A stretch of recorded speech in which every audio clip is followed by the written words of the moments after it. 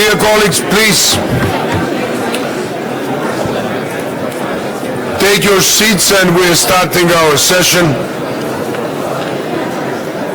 I understand that we have quite a busy agenda today, and now we came back to continue to finalize in several hours. But before we start,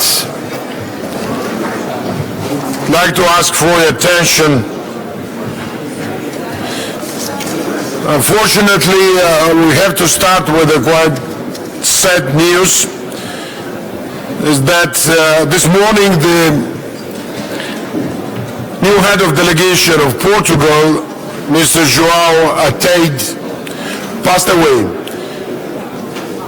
That was a very sudden, tragical event. We did not know. We expected him, as I understand, to be here today with us or work with us, but it happened. So, of course, our thoughts and all our prayers are with his family and loved ones in this time. And because of this, we have special treatment at this moment. And we asked Portuguese ambassador to be with us for a very short, maybe announcement or remark or his thoughts to share with the Assembly. And once again, Ambassador, our condolences, deep condolences to you, to Portuguese people, and to family of Mr. Ataide. Please, floor is yours. Thank you, Mr. President. It was with deep sorrow that we received the news of the sudden death of João Ataide, member of the Portuguese Parliament, earlier this morning. João Ataide was the president of the Portuguese delegation to the OSCE Parliamentary Assembly. Due to the schedule of a major debate and voting yesterday in the Portuguese Parliament, our parliamentarians were unable to travel to Vienna and to be here today with us. Distinguished parliamentarians, excellencies, the long career of João Ataide as magistrate, as mayor, and as Secretary of State for the Environment was an example of public service. He would have certainly given a valuable contribution to the work of the OSCE Parliamentary Assembly. As permanent representative of Portugal to the OSCE, I would like to sincerely thank you for the kind words that you had today. They will be conveyed to the family and to our national parliament. Thank you, Mr. President. Thank you, Mr. Ambassador. Again, we are also sad to knowing that, and there was also, dear colleagues, there was also another unfortunate event. I already, with some of my colleagues, we announced it at the Standing Committee. Another head of delegation of Luxembourg very recently died, our great friend Eugene Berger. You remember him from our Luxembourg meeting. I'd like to offer a minute of silence to respect their memories.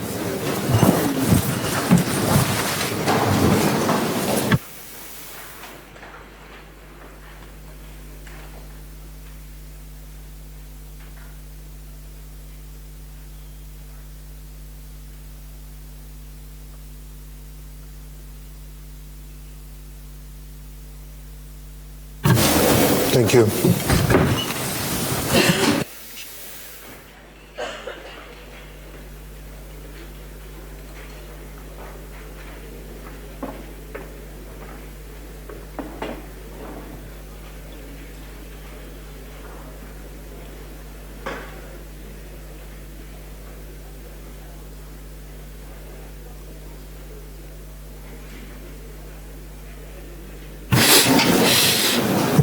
Dear colleagues, we're now continuing our work, and you have all distributed agenda.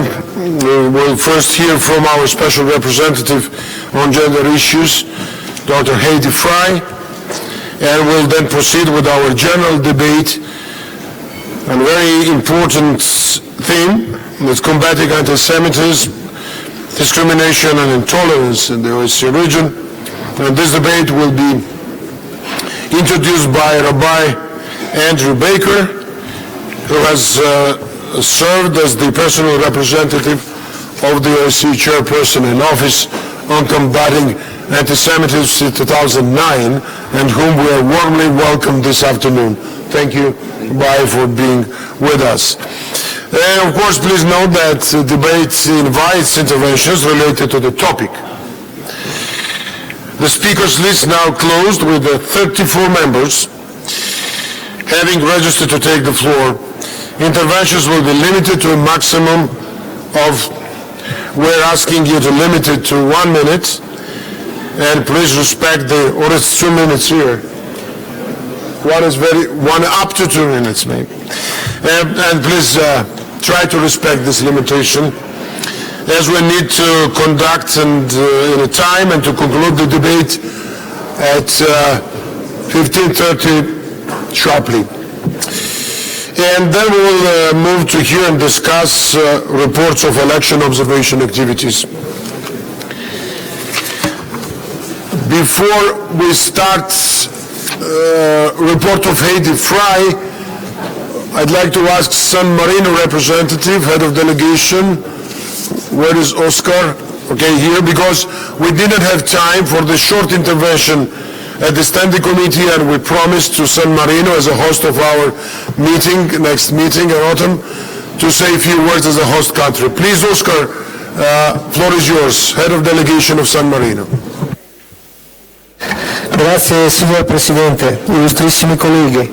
Intervengo brevemente con molto piacere per comunicarvi che sono in corso i preparativi per lo svolgimento della prossima riunione autunnale dell'Assemblea parlamentare dell'OSCE, che si terrà appunto nella Repubblica di San Marino dal 5 al 7 ottobre prossimo. Un incontro per noi molto importante, in quanto è la prima volta che in tanti anni di permanenza in questo organismo ci assumiamo l'onere e l'onore di organizzare questa sessione autunnale.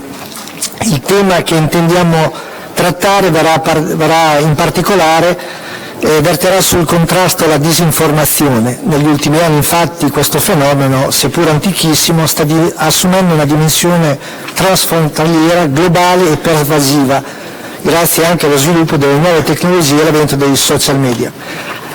Nella sessione di ottobre quindi cercheremo di portare alla luce questo fenomeno declinandolo nelle 3 dimensioni dell'OSCE e nel suo rapporto con il contraltare del contrasto alla disinformazione, ossia la libertà di espressione, a cui non dobbiamo e non possiamo rinunciare in nessun modo in qualità di parlamentari. Naturalmente riceverete tutti a tempo debito l'invito e il materiale informativo per la partecipazione a questo evento, e ci teniamo a sottolinearlo, sarà organizzato cercando di portare al minimo anche alcuni aspetti ecologici come quello dell'utilizzo della plastica, lo spreco alimentare che puntualmente si verifica in questi eventi. Vi attendiamo quindi numerosi nella nostra Repubblica, che seppur piccola conserva un importante patrimonio storico e culturale ed architettonico forte di una lunga tradizione di libertà e di democrazia. Vi ringrazio infinitamente.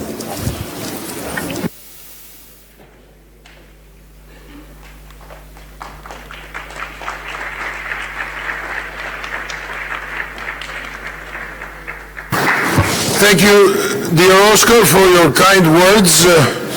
I'd like to also confirm that it's a great will in San Marino to be active member of this organization and contribute. We've been first time, as I know, in the history of Parliamentary Assembly, official visit of President and Secretary General.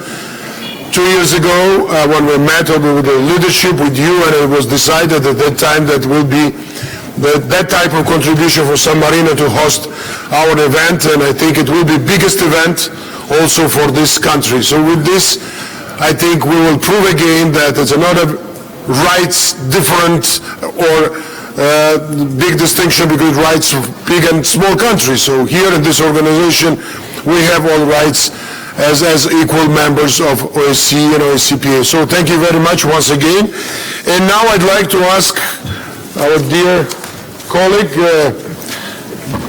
head of Canadian delegation, doctor, fighter for gender issues, our gender representative, Haiti Fry. So, hey, the floor is yours, please. Thank you.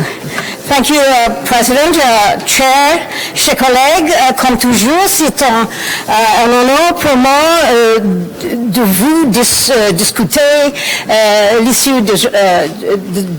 entre les sexes. Now, it's an important year for us. It's the 25th year of the Beijing Declaration. It has been 20 years since we all agreed on 1325, which is women in the whole process of peace and security.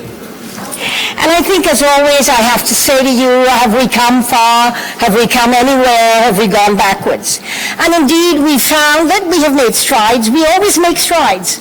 But I think what we tend to do is we tend to move 2 steps forward and 1 step backward. So our progress is always slightly lagging in every issue. And today, we see that the OSCE region has polarized a great deal in terms of its attitude towards gender equality, towards violence against women, towards issues of diversity and intersectionality.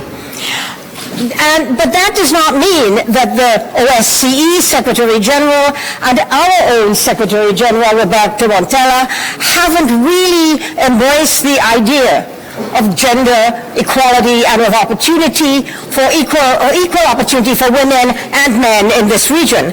And they have worked very hard to try and make this happen.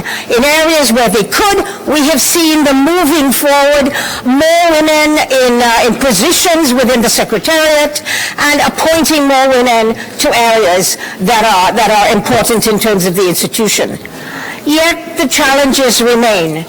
I know that in Morocco everyone was really concerned that there weren't very many women there, that the panels did not have any women on them. And you and I, as colleagues, know that women are as capable, sometimes some of us say even more capable, of doing the kinds of things that men are chosen to do. And so it is a problem when we don't see a lot of women represented on the stage speaking to issues that are very important to them. And I think there are some challenges that we have to recognize in this not happening, in the reason why this is not moving forward. And I'm going to ask you, as my colleagues and as delegations, to please try, when you come to these meetings and in the summer meeting in Vancouver, for you to bring women on your delegations, for us to see more women as head of delegations, and so that they can be represented in this forum, in all of the debates, and the ability to speak out.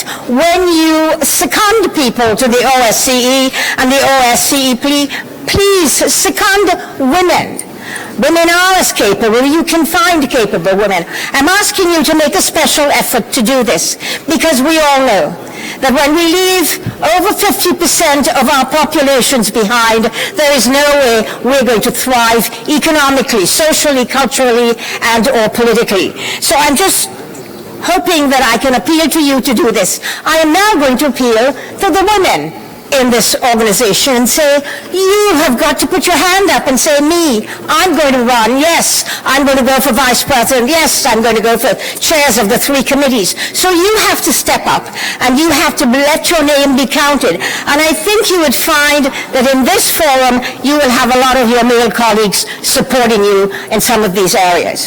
So, I think we've talked about some of the challenges. I think we need to move forward, and I know that we do have pushback against women in the peace and security agenda. And I'm hoping that some of our colleagues and nation states that have not put resources into moving the agenda forward with regard to women in peace and security, even though we know that having women at all stages of conflict, pre-conflict, post-conflict, negotiations, etc., that when women are there, that the solutions are very different, and that sometimes we can get more sustainable solutions in the long run. So again, I'm asking you to step up to the bar and to help us. I was very impressed today when the ambassador from the United Kingdom talked a little bit about organized crime, because we do know that organized crime is part of what continues to keep women and, by extension, children exploited in terms of trafficking for labor reasons, for sexual reasons. And so we need to also remember that organized crime is a key part of what we do as we go back to our parliaments and we try to make a difference in what is happening and how we bring forward legislation and policies and programs that will assist us in ensuring that we have both men and women sitting at the table together making very good decisions and very many solutions that we have not been able to come up with because we haven't had both sides at the table. Now, I just want to talk a little bit about what we're hoping to do in the summer and what I'm going to focus on in this summer meeting. And I'm hoping that you would go back to your parliaments and you would think about it and that you would actually recognize that this is not just a timely issue that I want us to talk about. It's a very urgent issue. And it's got to do with the fact that women in politics and women in journalism face extraordinary threats. They face psychological threats, they face online threats, they face harassment, many of them are physically threatened, and some have died. We do know in our own OSCP region where female politicians have been murdered and where we see female journalists also being targeted. Now, we cannot do very much online because obviously there are people who refuse to be named who continue to threaten women. But the important thing here is if we continue, and it is really to silence the voices of women in the media, women speaking out, women saying where they see problems, women trying to find solutions, and as politicians, women who stand up in their parliaments and they speak out and they try to make change. We know that this is about silencing the voices of women, and we as parliamentarians have to speak out and really push back against this.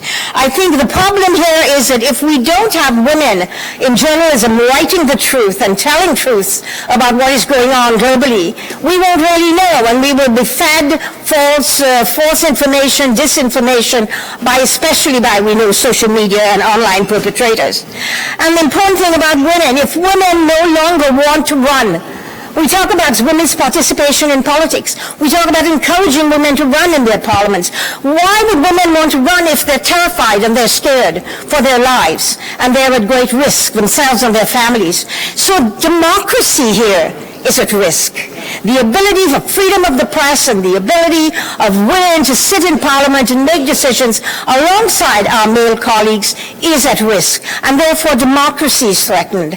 As we look at our region and we look at how so many threats are being perpetrated, whether they're human problems with humanitarian crises, whether they are migration issues, whether they are in fact trafficking issues, we know that we need to have women at the table. And I'm hoping that we will discuss this in fullness at the summer forum in Vancouver, and I'm hoping that you come armed to be able to participate and speak, especially at the gender luncheon. And I know that many of my male colleagues in this room have spoken out and have been rapporteurs and have had much to say in terms of support of this problem. But I think the important thing is if threats and intimidation will prevent women from being there within a free press and women to sit in our parliaments, then we have a real problem. And I think we need to flag it and we need to talk seriously about what we intend to do, not just talk about, but what we intend to do about this. Now, I think I just wanted to end here because I know that I don't have a lot of time and I prefer to hear from you from the floor, telling me what you think and making your comments on this particular issue. And I just want to say I'm looking forward to seeing you in Vancouver. I'm hoping that we will have an exciting time there. I know that our migration committee is going to be meeting with integration groups, with migrant resources, with private sponsors for immigration. You are free to come if you wish to come and attend July the 1st, which is a national day for Canada, and come to one of our citizenship ceremonies. You'll be welcome. Just let us know so we can make sure that you have seats in the room to come and see this.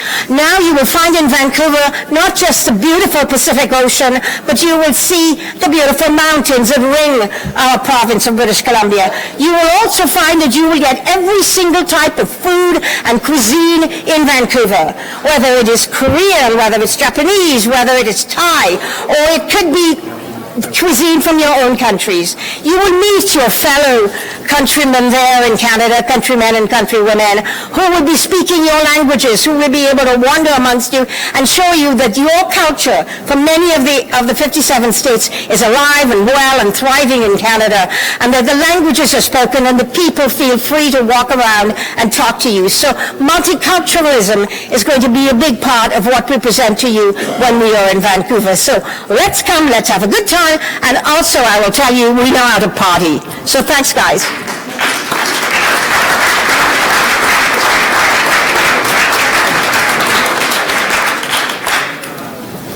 Thank you.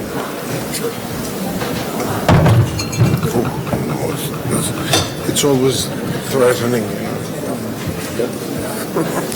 Only one. Thank you very much, dear Fry.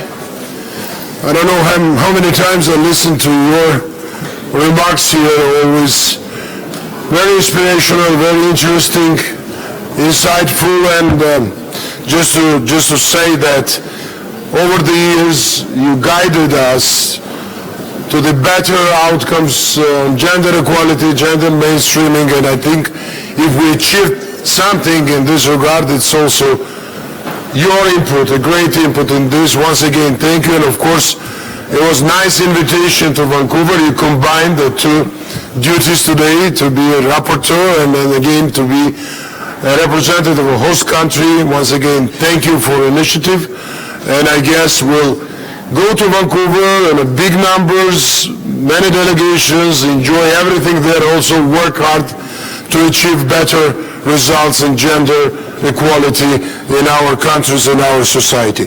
So thank you once again. Now we are opening, this is only one request to respond to the report of Heidi Fry. It's from Canada, Senator Patricia Bouvet. Please, floor is yours. Thank you, Mr. Chair. Thank you. And I would like to thank my colleague, Dr. Fry, for sharing your ideas for the 2020 Gender Report and updating us on the developments relevant to your mandate. And indeed, first of all, I have to congratulate you for your 10 years as Special Representative on Gender Issues, a remarkable achievement that reflects your dedication to gender equality and respect for human rights. So thank you.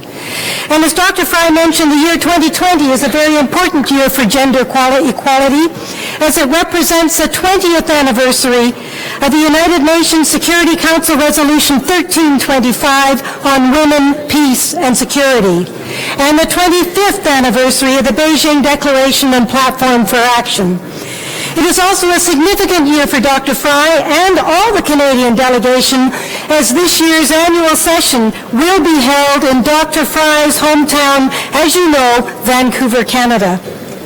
The topic of her upcoming report, which she will present in Vancouver, is particularly timely. Women journalists and politicians, especially in the age of social media, face unique threats simply because they are women. No country in the OSCE region, including Canada, is immune to the problem. In a recent survey of 115 female and non-gender conforming journalists in the United States and Canada, 70% of respondents said that they had experienced threats to their safety during the course of their work. The most common type of safety issue was verbal harassment, followed by online harassment. In the case of Canadian women parliamentarians, as noted in one report, and I quote, "Sexism and sexually harassing words and behavior began in the Canadian House of Commons as soon as the first woman took her seat," end quote. Unfortunately, this gender-based harassment continues today, and I think contributes to the persistent underrepresentation of women in Canadian politics. The figures Dr. Fry has cited on many times demonstrates a widespread nature of gender-based violence against women politicians and journalists, and paint a picture of a situation that we all should be concerned about. Clearly, this issue requires our urgent attention and action. I look forward, Dr. Fry, to your upcoming report, which will provide guidance for participating states on to how to address and prevent gender-based violence against women politicians and journalists. Thank you again for the important work you continue to do to support and and promote gender equality across the OSCE region and beyond, and for your call to have women step up and make a difference. Thank you. Thank you very much for your statement. And dear colleagues, now, you'd like to respond? No, I don't wish to respond. I just want to welcome you again to Vancouver, to come to this beautiful part of the world.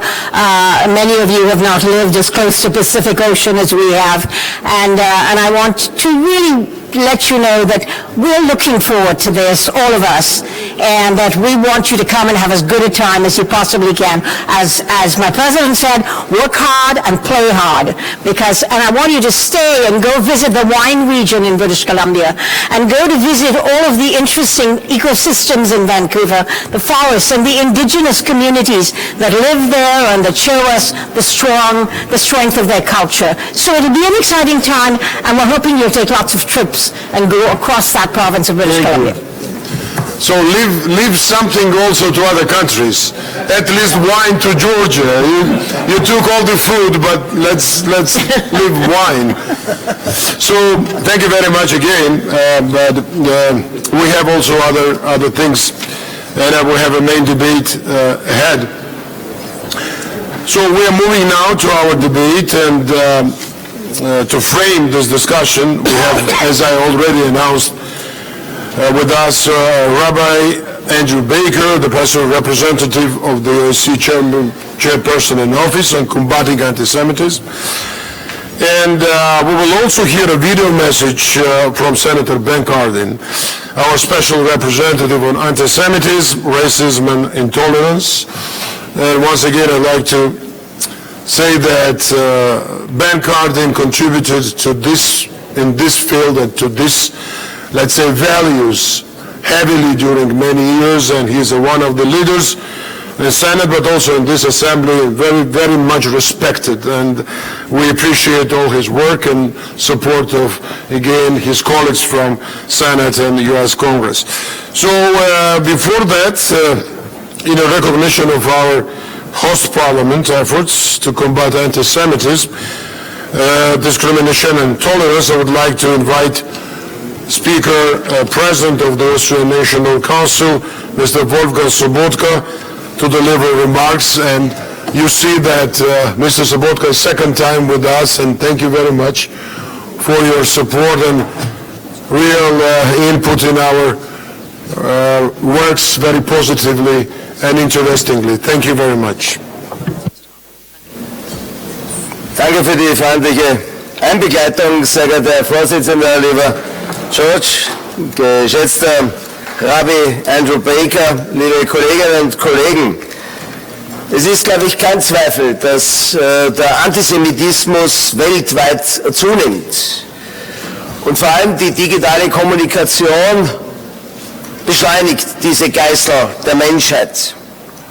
Die Sicherheit von jüdischen Gemeinden in Europa, aber auch darüber hinaus, ist in Gefahr.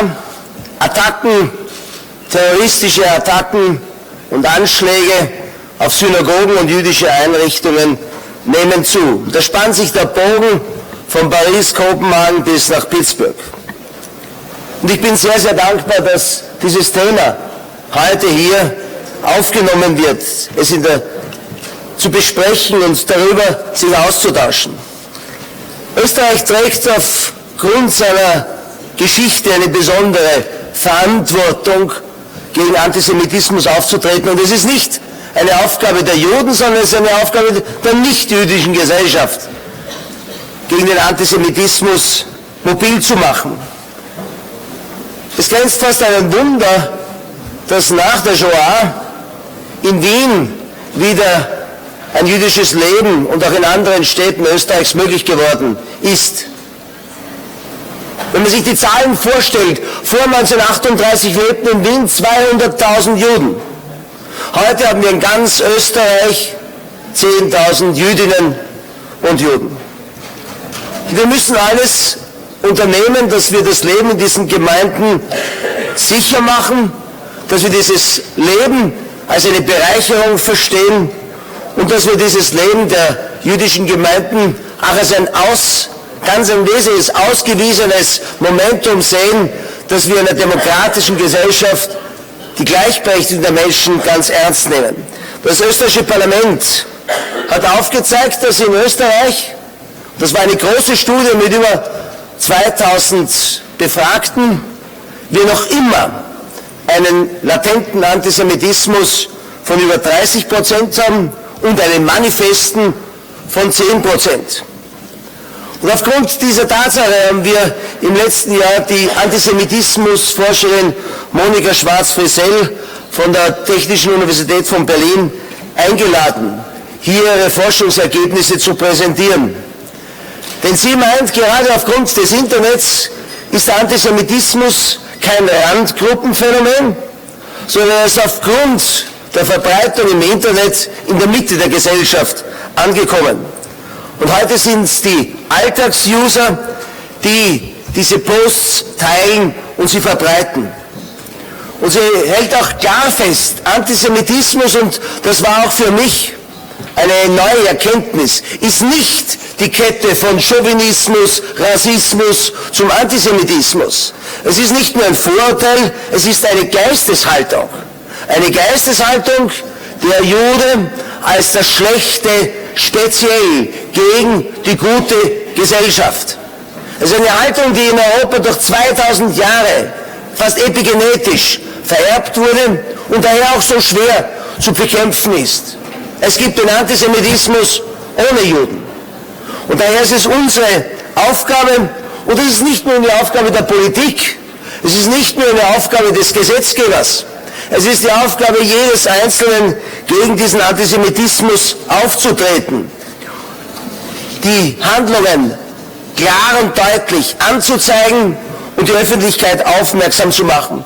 Und deshalb hat das österreichische Parlament nicht nur ein starkes und ein sehr strenges Wiederbetätigungsgesetz beschlossen, sondern es hat sich auch klar committed, dass man in der Zukunft regelmäßig solche Studien macht, um zu sehen, wie sich diese Entwicklung von Jahr zu Jahr entwickelt. Denn wir haben nicht nur einen Antisemitismus aus der rechtsextremen Ecke, wir haben auch einen Antisemitismus aus der linksextremen Ecke, der dort vor allem antizionistisch konnotiert ist, aber in der sprachlichen Ausdrucksweise dieselben Vokabeln verwendet wie die Nazis.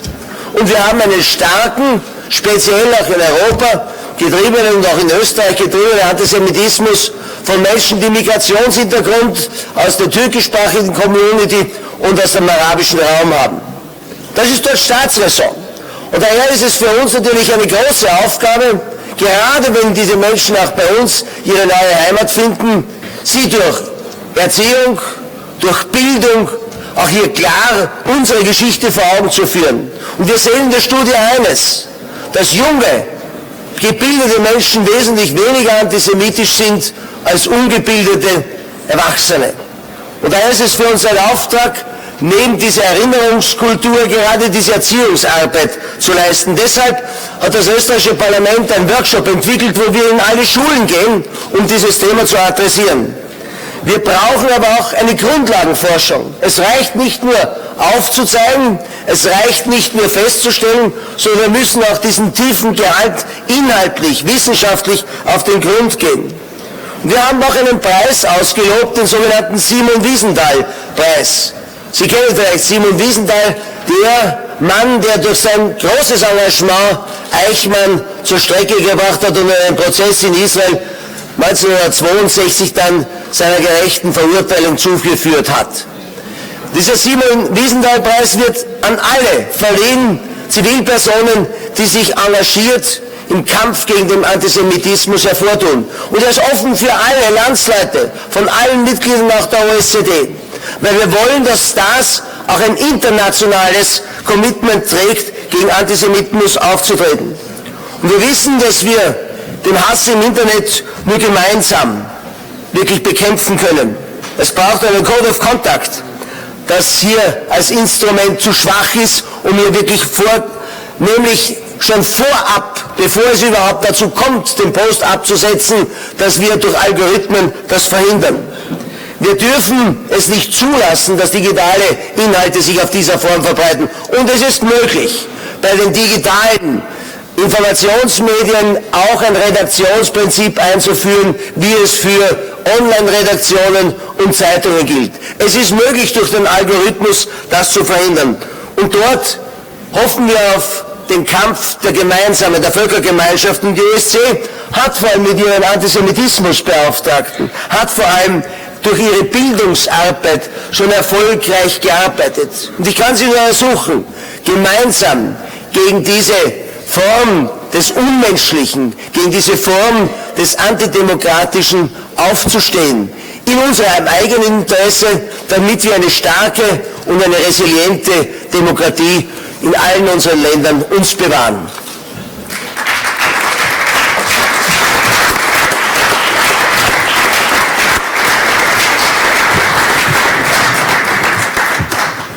Thank you, Mr. Sobotka, for your efforts, for contributions, for your interest, and what you are doing as one of the leaders of this country to tackle anti-Semitism, especially, and intolerance and extremism in this country and all over Europe. So we appreciate that very much, and ready to continue with you this important work. And now I'd like to invite dear Rabbi Baker and ask him to offer his remarks. I think it will be very interesting to all of us.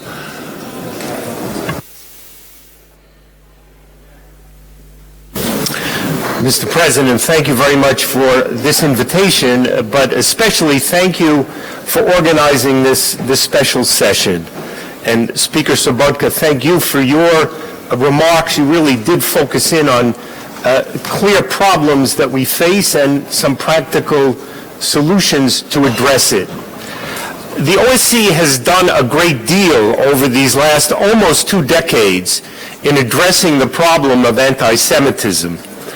Conferences in Vienna and Berlin, new work undertaken by ODIHR, but I really have to pay a special debt of thanks to this Parliamentary Assembly, because it really all began here. The very first conference took place in Vienna in 2003, but it would not have happened had there not been a real call to action by the Parliamentary Assembly meeting in Berlin that previous year. And I have to take note of Alcee Hastings, one of your former presidents, who was there at the beginning and is still now here as part of this struggle. Thank you, Alcee.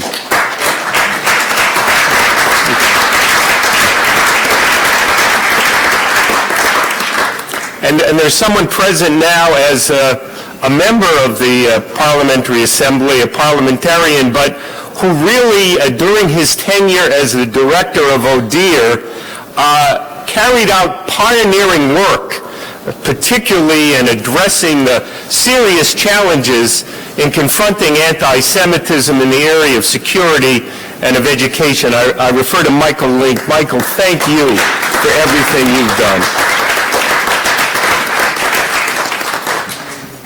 For the purpose of discussing this, let me suggest that we really look at 3 areas. First, defining the problem itself.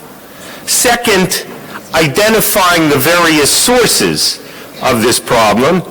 And then finally, mobilizing all the various tools and resources that we have to begin to continue to combat the problem.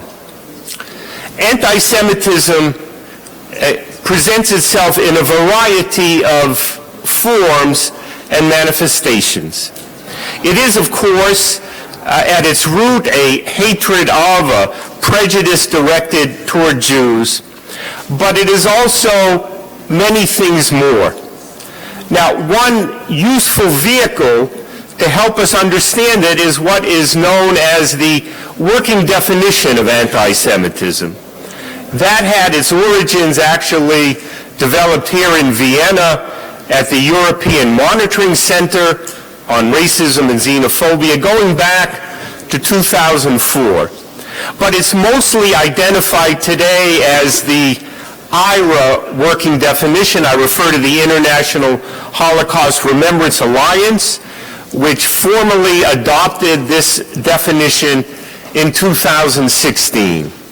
Again, it speaks of anti-Semitism as a hatred directed toward Jews, but it offers very clear and practical examples of how anti-Semitism can present itself. It is, and we unfortunately know, a vehicle often playing on stereotypes, conspiracy theories about Jews.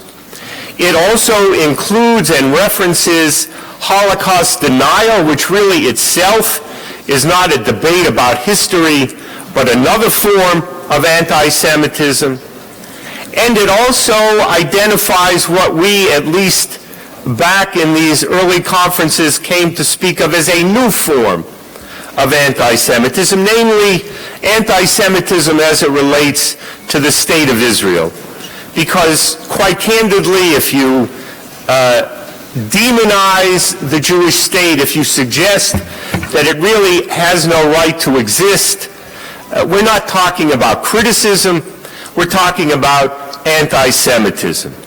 So for the purpose of defining anti-Semitism, I would call your attention to this IRA working definition. Already some 20 states, governments, parliaments have formally adopted this definition and are putting it to use. Of course, when I say putting it to use, it's an important vehicle for public education, but in particular for police and law enforcement, which is tasked with identifying and addressing anti-Semitism, for prosecutors, for judges who will play roles in pursuing charges against those who purvey anti-Semitism. So again, important first to define it. And now we must speak about identifying the sources of anti-Semitism. And they are multiple. The fact is that only by fully identifying these sources are we going to be capable of responding to the problem.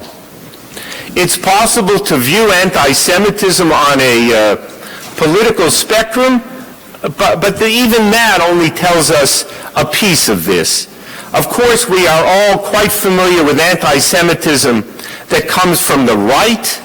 We see it in terms of neo-Nazi extremist movements, individuals who are motivated by hatred and extremism, white supremacy, etc.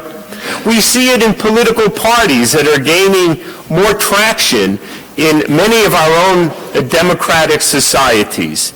There's that anti-Semitism on the right that has been with us, and I think most of us, surely even all of us, can understand. There is as well an anti-Semitism that comes from the extreme left. Often that's an anti-Semitism under a kind of anti-Zionist portrait, a suggestion somehow that Jews or Jews who support Israel don't really belong within our common community. Again, where Israel is demonized, often that is folded into this extreme left-wing anti-Semitism. It may not manifest itself in lethal attacks, as we've seen coming from the right, but make no mistake, it undermines that sense of comfort, of security, of belonging that's so important for Jewish communities in all of your countries. And we see an additional source of anti-Semitism. We sometimes speak of it as an anti-Semitism coming from those with an extreme Islamist point of view or political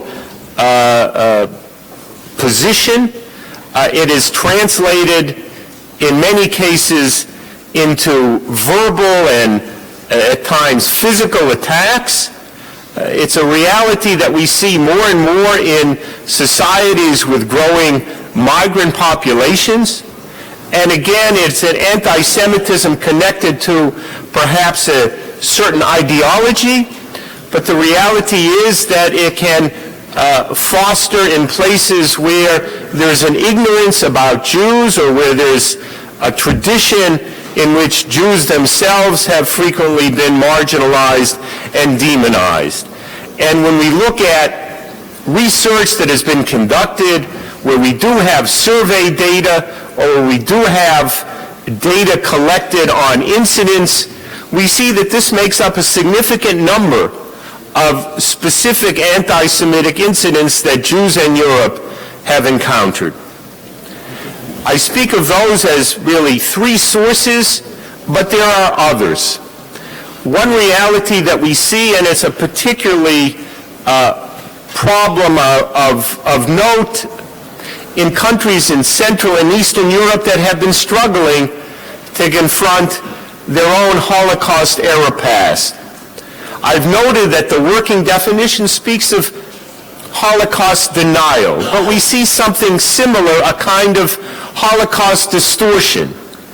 Unfortunately, we have seen places where figures from the fascist period, from the Second World War, people that may have been viewed as nationalist figures, but were themselves complicit in the persecution and murder of Jews alongside the Nazis, have in this post-communist times been honored, been rehabilitated.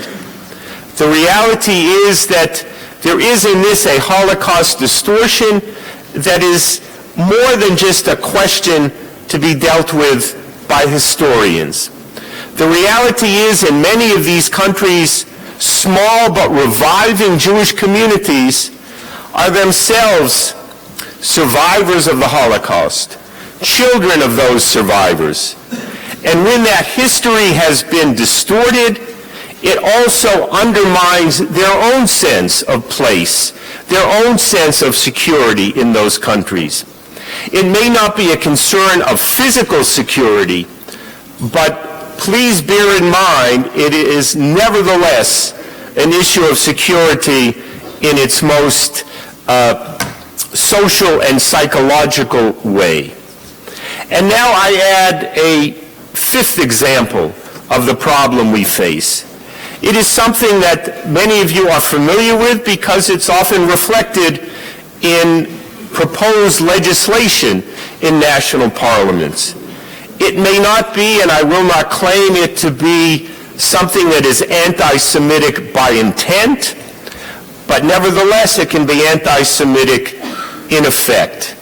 And here I speak of efforts to ban or restrict certain elemental religious practices critical for Jews, but also for Muslims. I speak now of efforts to ban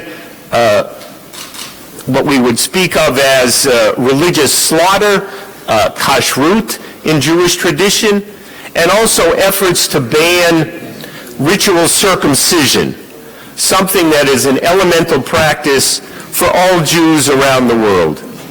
These are efforts often undertaken by those who would purport to protect the rights of children or animal rights activists, but they would nevertheless represent a very real and even existential threat to Jewish life in countries where these efforts are being undertaken. As I said, they may not be anti-Semitic by intent, but we certainly see anti-Semitism feeding into the discussions that take place. And the reality is, if these practices are banned, it raises very real questions about the future of Jewish life in these countries. So that, I would say, are at least ways to help identify the various sources of anti-Semitism today. And now I would come to the last and the important role that all of we must play, which is how do we mobilize in this fight against anti-Semitism. Of course, elemental is the issue of physical security. Again, if one does not feel comfortable simply walking in the street wearing something that would identify him or her as being Jewish, we have a very real challenge. Our schools, our synagogues are under threat. More and more countries are recognizing the problem of security, coming forward in terms of assisting and providing security enhancements, working to see that police and law enforcement can work cooperatively with Jewish communities to deal with these issues. I am thankful to many of your governments for stepping forward with these necessary resources, but others still need to do this or need to do more. The very basic issue of security is critical to simply the free exercise of religious practice and surely to be able to be open and Jewish in Europe and in America today. But security alone is not the solution. It is a short-term necessity. Obviously, we need to focus on education by identifying the different sources of anti-Semitism. It ought to help us come up with the proper educational programs, general programs promoting tolerance and diversity are important, but let us make no mistake. If we know that the source of the problem is more particular, we can be creative and focused on educational efforts to deal with those groups in society. So education is a clear and important piece. In the very early declarations of the OSCE, we called on governments to focus on Holocaust education, and of course that is important, and it can be no more evident as we gather here in Vienna for these discussions. But at the same time, let us recognize that Holocaust education that presents a picture of Jews or of European Jews only within that 12-year period, only really when Jews were viewed as victims, is ultimately not the solution either. We really need to bring forward the three-dimensional picture, the contribution of what Jews have made in all of these societies. Research tells us that where people know Jews, they have more positive views. Where people know Jews, the level of anti-Semitism is lower. Well, our numbers may not be great, but the kind of programs we can develop can really present a full and complete picture of who Jews have been, of their contributions in history, and who they are today. And of course, we need to use all of our resources to be clear in knowing where incidents are taking place and by whom. It's important that we collect data on anti-Semitism, on other hate crimes. We live up to the commitments that many of our governments have made within the OSCE for collecting data, for disaggregating it, so we know what incidents take place, where, and by whom. We need to mobilize police, prosecutors, and judges so that hate crimes, anti-Semitic incidents are properly recognized and prosecuted, so that a message is clearly sent that this has no place in our societies today. And finally, we know that so much of what we face is presented to us virtually, online, and through social media. We need to work with, we need to focus on the social media companies. If they are so capable of presenting you with the type of advertisements, the type of social messages that you seem to be interested in, we need to ensure that when people are looking, when people are espousing hate views, anti-Semitic views, that the same system will turn them to something positive. We'll try and put those views more and more in the minority of our world today. Again, thank you for this opportunity to speak, and I look forward to hearing the discussion and the debate that will follow.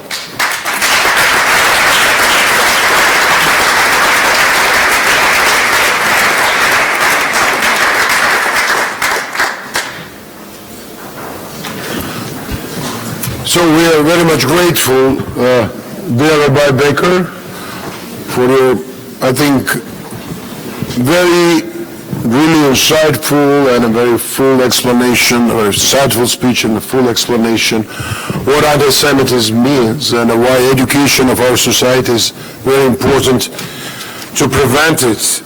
And now I'd like also to offer you the video message of Senator Bencardin, our special representative on anti-Semitism, intolerance, and xenophobia, and once again to thank him for his efforts. Thank you for this opportunity to address this joint session of the 19th winter meeting of the OSCE Parliamentary Assembly, and to the leadership of the Assembly for choosing efforts to combat anti-Semitism, discrimination, and intolerance in the OSCE region as the topic for this year's special debate. Last year we celebrated 30 years since the unification of Germany, the beginning of historic democratic transitions in Central Europe, the liberation of the Baltic states, and the opportunity to build a Europe brave and free. The years since have not been wasted, and across the continent, a generation has benefited from peace, security, prosperity, and democracy. Still others in Europe look to join the institutions that have secured these benefits. In spite of this, we are faced today with rising threats to democracy. OSCE states, including my own, turn away those in need of humanitarian assistance at their borders, and we are witnessing a resurgence of anti-Semitism, racism, and other prejudices across our nations. My own country was witness to some of the worst anti-Semitic and xenophobic attacks in recent years. At the Tree of Life Synagogue in Pittsburgh, and targeted killings of Latin Americans in El Paso, Texas, not to mention recent violence in other parts of the country. At last year's annual session, many of us came together at the Lessons from the Past, Leadership for the Future side event, where we spoke about lessons from the Holocaust, including the early warning signs from the past, which are rising to the surface in the present. It is our responsibility as leaders to safeguard our democracies by speaking out and using our tools and our voices as legislators against those who would seek to divide our societies, even our fellow parliamentarians, by fostering a permissive environment of hate.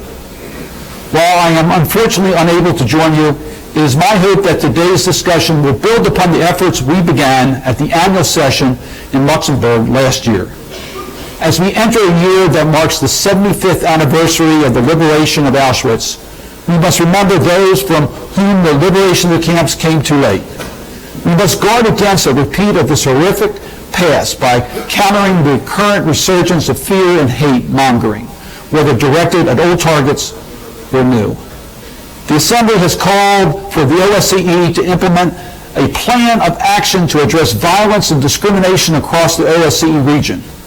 With this comprehensive goal in mind, I strongly supported the Office for the Democratic Institution and Human Rights Projects turning words into action and building a comprehensive criminal justice response to hate crime.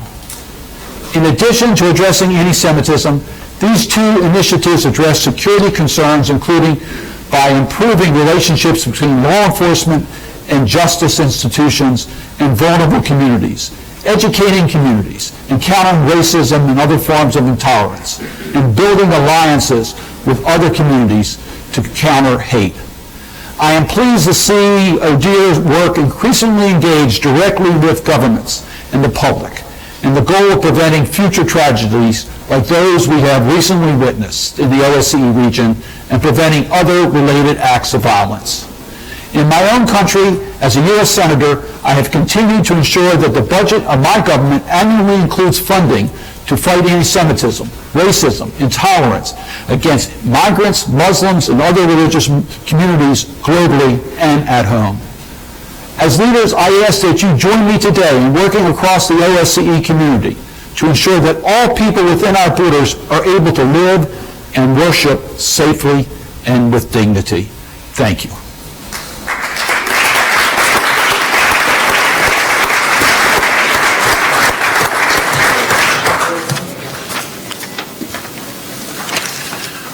Well, thank you for, I think, a very interesting part of this debate, of this meeting. And I think many of my colleagues here are inspired to, not to say more, but to act more effectively, because we have this existential problem, and especially I'm very proud, I would say, for the OSCE that, especially in this year when we are marking 75 years of the Second World War, we have a number of activities which will raise awareness, will give messages and write messages to the communities, what happened, why it happened, and it should not happen in future. And that's our goal of politicians, and that's why I'm very thankful to everybody who initiated this debate here today, and I think we'll hear very interesting messages. And also, dear Rabbi Baker, I'd like to thank you for recognizing work of our leaders here, our parliamentarians here, members of our assembly, starting with our Chairman Hastings, who's been at the helm of this organization and contributed a lot. And you mentioned our colleague Mike Link, who was the head of ODIHR, and ODIHR is very actively involved in this work and always guiding also sometimes us politicians to be much more active and vocal. And also thanks to our Austrian colleagues and Austrian friends. And I would also thank my British friend, Mark Pritchard, because I remember that last year he was one of the vocal, let's say, participants of event in Kyrgyzstan and asked us to contribute with maybe a special meeting, special session. So now with these thoughts in mind, I would like to open our debate, and please, one request from the chairmanship and from the leadership, try to be very short, because we have not that big time for debates, and sorry that maybe I also made a long remarks here. But first will be Mr. Handel, O.S. Handel from Israel. The floor is yours, sir. Thank you very much, Mr. President. Ladies and gentlemen, members of the OSCE Parliamentary Assembly, I would like to begin by thanking the Honorable Wolfgang Sobotka, the President of the National Council of Austria, which I've just met, for proposing this important meeting on the fight against anti-Semitism. The State of Israel values and appreciates the place of distinction given to this matter. These are not easy times for the Jewish people. Life in the State of Israel has provided us with quite a few challenges that require us to fight firmly to maintain the only Jewish and democratic state in the Middle East. But you see, the State of Israel is a master of its destiny and can stand up for itself. This is the lesson we have learned from our people's history. More than anything else, it is our strength and military supremacy combined with our national fortitude that will ensure the existence of the State of Israel. But today, I want to ask a different question. Who will protect the Jews in your countries from rising anti-Semitism? Who will defend the liberal values that developed after World War II and the Holocaust? You who have already witnessed the greatest horror of all, which was created by anti-Semitism, will you allow the return of this shameful disease to our lives?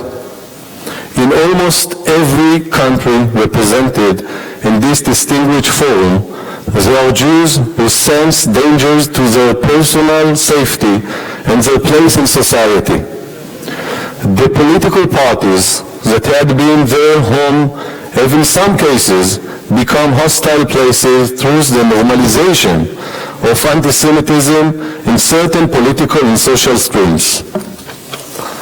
Jews to the gas and death to Zionists are calls made openly and publicly as if we were going back in time. Public and online threats are setting the stage of physical violence, which could claim the lives of innocent citizens of your countries. Violent anti-Semitism is again raising its head, along with all the signs of racism and xenophobia. Ladies and gentlemen, anti-Semitism is not only a problem faced by the Jews, rather it is a social problem facing every country in which it flourishes. Anti-Semitism and racism are destroying and dismantling societies and countries from within. No society, no democracy is immune. Racism is a phenomenon that is alive and well everywhere. But the test is whether we ignore these racist voices or whether we fight them fiercely. This is the place to insist. You cannot give in to the new anti-Semitism, not only by speaking out in dignified plenary discussions, but in taking practical steps to eliminate it. It is therefore essential that every member of this distinguished forum take part in the international effort and adopt the IHRA working definition of anti-Semitism as the basis for effective cooperation in the global fight against anti-Semitism. Ladies and gentlemen, anti-Semitism has taken different forms throughout history. The insults that have been used against Jews are now being used against the State of Israel. Modern anti-Semitism is translated into anti-Israeli activity. Of course, not every criticism of Israel is anti-Semitic, but most anti-Semitism in the world is in the end directed against Israel. The BDS movement is a classic example. The movement text and actions, as crazy and baseless as they may be, hide behind support for the Palestinians, but they are first and foremost based on the denial of the right to the Jewish state to exist, and the desire to put an end to this right. This is not just criticism of Israel. It is a refusal to accept this existence, while supporting terrorism and violence against it. This is the new anti-Semitism. Last week, the UN Rights Council published a blacklist of companies that operate in Israel. This is an ethical stain on that organization and its member states. The publication of this blacklist embraces the false narrative promoted by the BDS movement and gives in to the very anti-Semitic and anti-Zionistic discourse that this forum seeks to combat. This extreme narrative needs to be uprooted, and here, to all the countries in this forum must make their voices heard loudly and clearly. Because when the BDS movement or international organizations try to undermine Israeli legitimacy, it harms not only Israel and the entire Jewish world, it harms also anyone who wants to settle the Israeli-Palestinian conflict in a way that benefits all the people of the region. Today, the Jewish people have their own state. We have made great effort to establish ourselves as the strongest country in the Middle East. During the last year, Israel has been in a constant elections campaign, I'm part of it, which has led to deep political arguments. And yet, we all always be united in the need to protect and defend Israel as a Jewish and democratic state with liberal values that stand in the front lines of the fight against all displays of anti-Semitism and racism. The state of Israel rose because of love and longing for an ancient homeland, because of a dream that was realized and become a reality, not because of the fear of destruction, not due to xenophobia.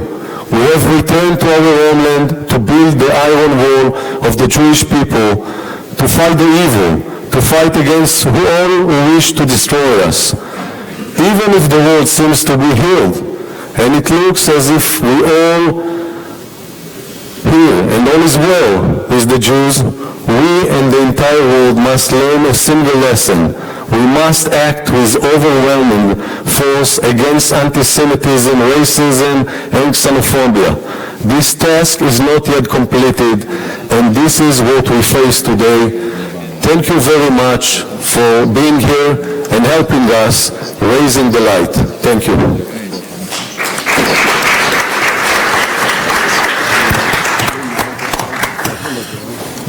Thank you very much, Mr. Handel, for your remarks, and now we'll continue our debate.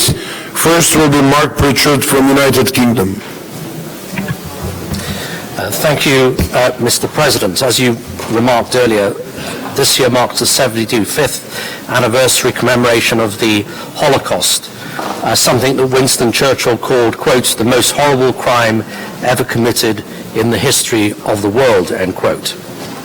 But as we've already heard from the Rabbi, we are again seeing a rise in anti-Semitic hatred throughout the European Union, throughout the OSCE area, and indeed globally. And of course, that original anti-Semitic behavior made the genocide possible. On streets, on campuses, and online, Jews across Europe are feeling threatened in the countries they call home. And of course, I mentioned globally, it's not confined to Europe or OSCE members, and one in particular, the United States, with the white supremacist movement, with their strong links to far-right groups here in Europe. That is something that needs to be closely monitored, both in the US and in Europe. Last year in the UK, the number of anti-Semitic hate crimes reached a new high, up 7% on 2018, a total of more than 1,800 incidents. 40% of those incidents took place online, but the number of physical assaults also increased. Acts of vandalism targeted synagogues, Jewish schools, businesses, and cemeteries. But rising anti-Semitism is not confined to the UK. It is a serious and growing concern, as I said, across all member states. Last year, a European Commission report found that across the EU, more than 2/3 of people believed anti-Semitism had increased in previous 5 years. In a survey of 16,000 Jews in 12 EU countries, the EU Fundamental Rights Agency found that Europe's Jews were, quote, subject to a constant stream of abuse, and that 38% of them had considered emigrating because they no longer feel safe as Jews. You said be brief, so I will. I hope that many countries will follow the UK in increasing, extending online and offline hate crimes in criminal law, and encourage all members in this assembly, if they've not done so, to visit concentration camps, former death camps, to see for themselves where hate speech can lead. Can I thank you, Mr. President, for allowing this debate, and to thank the Rabbi for his clear words, and for his words which should warn us all about hate crime getting a toehold, getting a foothold, and eventually getting a stronghold. And we all know in this room where that stronghold could end. Thank you, dear Mark. Mr. Malik Ben Ankour from Belgium, is still here? Merci, Monsieur le Président. Merci d'abord à tous les orateurs pour leur expression. L'antisémitisme est un fléau qui ressurgit à nouveau aux quatre coins du monde et qui a en effet des expressions multiformes et qui accompagne parfois des traditions politiques qui sont très différentes. Mais au fond, les valeurs qui nourrissent la lutte légitime contre l'antisémitisme, la lutte nécessaire même contre l'antisémitisme, ces valeurs sont les mêmes que celles qui nourrissent la lutte contre tous les racismes et contre toutes les discriminations. Ces valeurs sont issues de la philosophie des Lumières et il s'agit de l'universalité des droits humains. Et on ne pourra pas lutter efficacement contre l'antisémitisme si on ne lutte pas en même temps contre l'homophobie. On ne luttera pas efficacement contre l'homophobie si en même temps on ne lutte pas contre l'islamophobie.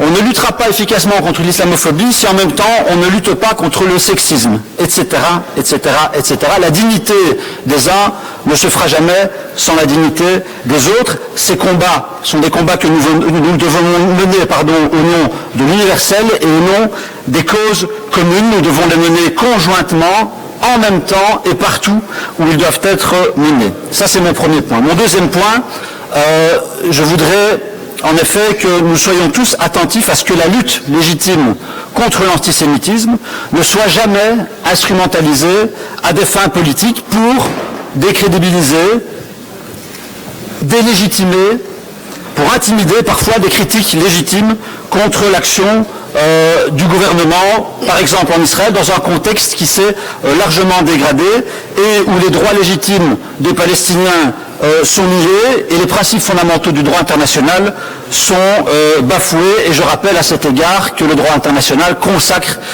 l'illégalité des colonies, ceci en réponse à ce qui a été dit par le représentant d'Israël. Et je lui dis en toute amitié, je me trouve malvenu dans une organisation internationale comme celle-ci d'attaquer l'action d'une autre organisation internationale, en l'occurrence les Nations Unies. Je vous remercie.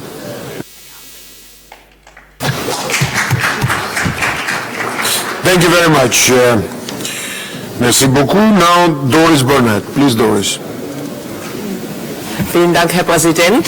Eigentlich hat Rabbi Baker und der Präsident Wolfgang Sobotka schon alles gesagt, aber es gibt immer noch ein paar Sachen, die man dazufügen muss.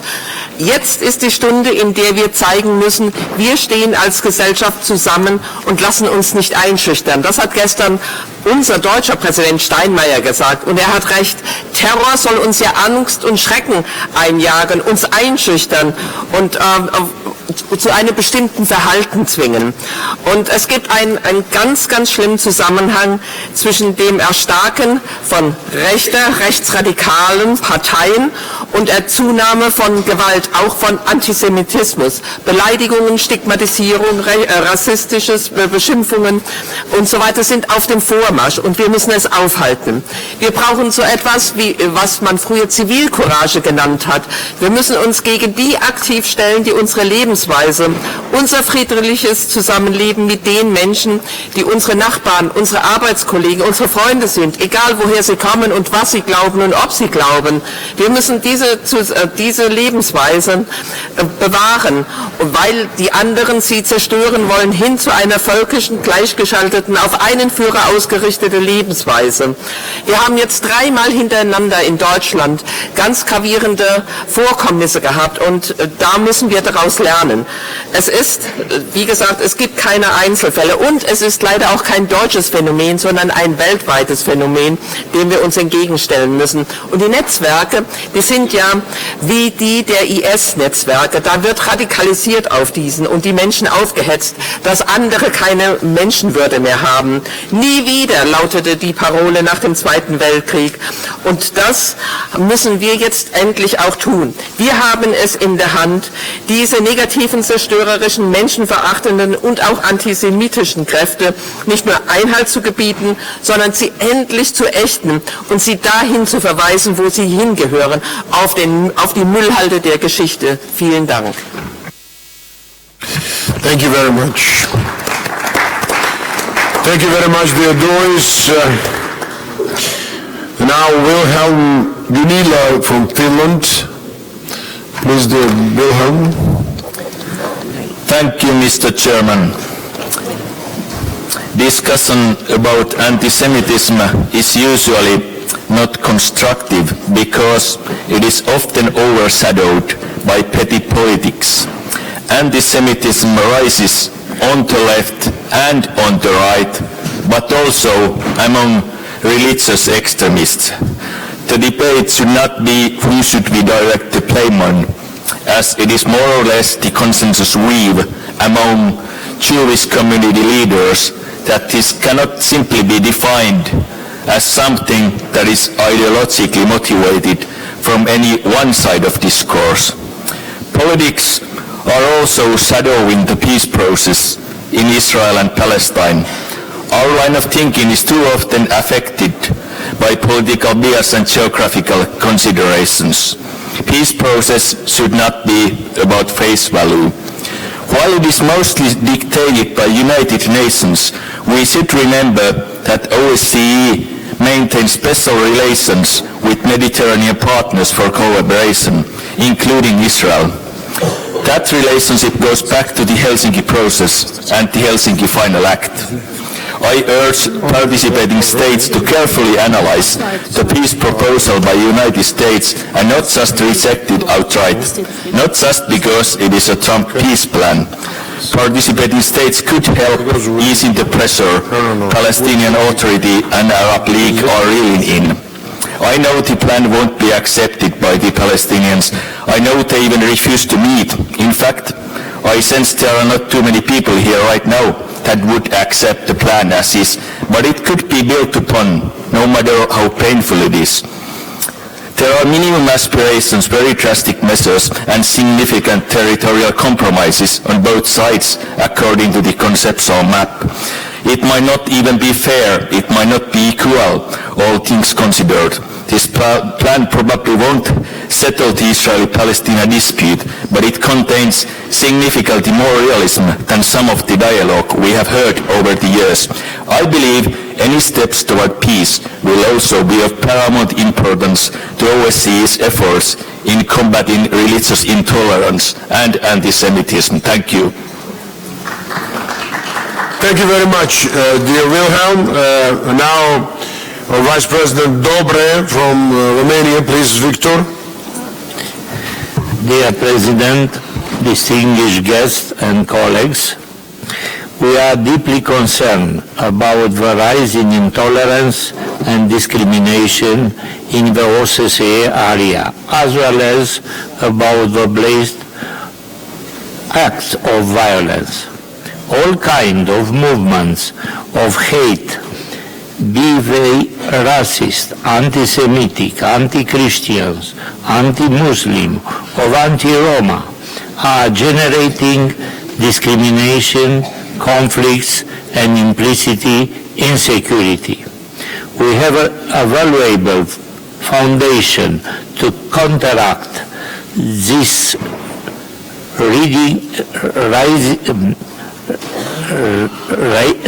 residing in the OSCE commitments and principles. Dear colleagues, the priority of Romanian European Council presidency during the first semester of 2019 within the fourth pillar dedicated to the Europe of common values included this, such as a combating of racism, intolerance, xenophobia, populism, anti-Semitism, and hate speech. Many events were dedicated to this topic and continue to remain high on the agenda of the Romanian institution. The role of education is highlighted when it's one to efficiently combat all forms of intolerance and discriminatory discourse and behaviors. In this regard, we underline the use as educational tool of International Holocaust Remember Alliance working definitions on anti-Semitism adopted on 26 May 2016 by the IRA plenary in Bucharest. My government endorses the working definition on anti-Semitism, as did many other countries. On 20 June 2018, the Romanian Parliament adopted a special law on combating on anti-Semitism. If it is our responsibility as parliamentarians to act at national level in order to prevent and contain this worrying increase in anti-Semitism. Thank you for your kind attention. Thank you, dear Victor. And now I'd like to ask for intervention Sarah Mabon from France, please. Merci, Monsieur le Président. La dignité et la solidarité humaine ne se divisent pas. C'est pourquoi la lutte contre le racisme, l'antisémitisme, les discriminations, la xénophobie doit être une priorité majeure en matière de droits de l'homme dans notre espace commun. C'est le cas pour la France, pour elle-même, pour ceux qui vivent sur son sol, mais pour aussi ceux qui n'y vivent pas. Permettez-moi donc d'exprimer, une fois encore, une fois de trop, l'immense tristesse de la délégation française alors que des hommes et des femmes viennent d'être cruellement frappés en Allemagne. Car la haine commence avec des mots. En France, la liberté d'expression est un droit inaliénable. Elle est inscrite dans notre Constitution. Mais comme toutes les libertés, elle n'est pas absolue. Nul n'est libre de commettre un crime ou un délit sans sanction. Tel est le cas en matière de paroles ou d'actes racistes, xénophobes, antisémites, appelant à la haine de l'autre en raison de ce qu'il est. En France, le racisme est un délit, de même que toute forme de discrimination à l'origine, réelle ou supposée, de l'appartenance ou de la non-appartenance à une ethnie, à une nation, à une race, une religion, ou des convictions, notamment religieuses. Toutes les discriminations, tous les discours de haine doivent être combattus avec la même force. Que ces discriminations et ces discours soient fondés sur la base du genre, de l'orientation sexuelle, des religions ou des convictions. Rien de cela ne constitue en aucun cas une opinion qui pourrait être librement exprimée, imprimée ou diffusée. Nous en avons longuement parlé hier lors de notre débat en 3e commission. Il paraît difficile aujourd'hui d'endiguer des torrents de haine, car la technologie est toujours plus rapide que nos procédures juridiques. Mais il ne faut jamais cesser d'essayer, de proposer des règles robustes, car fondées sur des principes d'intangibilité, d'universalité et d'indivisibilité des droits de l'homme. Adopter une approche segmentée de la lutte contre l'intolérance et les discriminations, c'est risquer de créer des droits asymétriques pour les individus des différents groupes dont les membres sont victimes de discrimination ou d'en oublier certains. C'est aussi favoriser le relativisme culturel et religieux contre la promotion de l'universalité des droits de l'homme et détricoter ce qui fait société. C'est enfin nier l'essence de l'être humain. Agir donc, réprimer, nous l'avons vu, mais aussi prévenir. Dans notre espace OSCE, nous disposons d'outils précieux, tels les conférences dédiées à la dimension humaine. Citons Victor Hugo, les souvenirs sont nos forces. Quand la nuit essaye de revenir, il faut allumer les grandes dates comme on allume des flambeaux. Nous commémorons cette année le 75e anniversaire de la libération d'Auschwitz-Birkenau, la chute d'un régime qui s'est bâti sur l'antisémitisme, la quintessence, le visage premier de la haine de l'autre, mais qui a ensuite tourné sa machine infernale vers d'autres cibles pour les broyer à leur tour. Cette date 1945 doit nous servir de socle pour empêcher la réapparition des discours et des actes racistes, xénophobes ou antisémites, en réfléchissant ensemble, chers collègues, dans le respect exigeant des mémoires nationales qui doivent être reconnues et écoutées dans une compréhension commune et partagée de l'histoire, en assumant une forme de politique de la mémoire qui se construit sur un rapport à la science essentielle. Je vous remercie. Thank you. Thank you, Soreen, and now Kari Henriksen from Norway. Thank you, Mr. President. We have to remember that anti-Semitism has been legal. That had led to some of the darkest chapters in European history. It ended 75 years ago. But only 2 years ago, the Nazis had a march in my hometown, Kristiansand. And there are some far-right extremist parties in Europe who are dedicated to the same ideology, which also include anti-Semitism, anti-Muslim, anti-sexual orientation, and anti-gender ideologies. Within a legal framework, this ideology was once initiated by the government, accepted by the government, and executed by the government. We have to promote and develop international and national legislation and international conventions that promote human rights and prevent human rights abuses. Human rights are universal and are a concrete follow-up of the horrifying actions in the Second World War. In my hometown, we have a human rights institute, Archive, the archive, which educate youth about this horrible and dark chapter of history and how it could happen. Every pupil in my region visit this archive, situated where the Nazis had prisons where prisoners were tortured. Many also visit Auschwitz or Bergen-Belsen, where the Norwegians were sent, also Jews, accompanied by state police officers. The true knowledge about this chapter of our history is necessary to be able to understand, and we have to work for reconciliation. In my country, we have adopted an anti-Semitism plan in 2016, and we are now revising it in 2020. Thank you. Thank you. Thank you, dear Kari. Thank you very much. So now Mr. Luigi Agosori, and followed by Tahir Mirkishlir from Azerbaijan. Grazie Presidente, cari colleghi, ci troviamo ancora oggi a discutere di un tema come quello dell'antisemitismo e dell'odio contro Israele. Un tema che dovrebbe essere stato sconfitto dalla storia, ma che purtroppo ritorna attuale. Secondo l'Agenzia per i diritti fondamentali, l'antisemitismo in Europa è cresciuto negli ultimi 5 anni.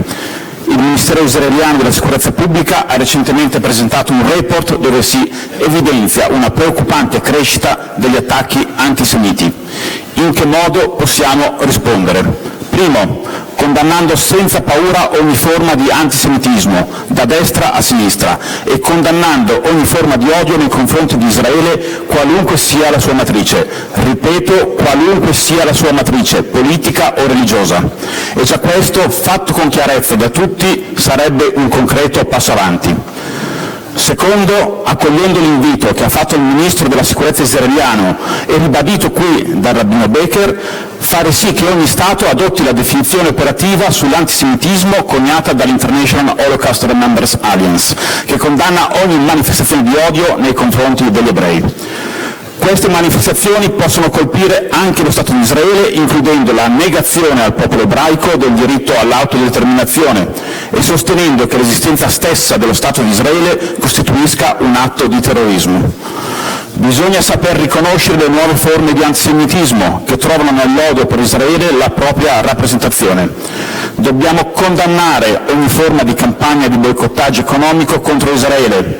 Dobbiamo condannare chi nega il diritto all'autodeterminazione per il popolo ebraico e dobbiamo farlo sostenendo la soluzione dei due Stati e sostenendo con forza Gerusalemme quale capitale indivisibile di Israele.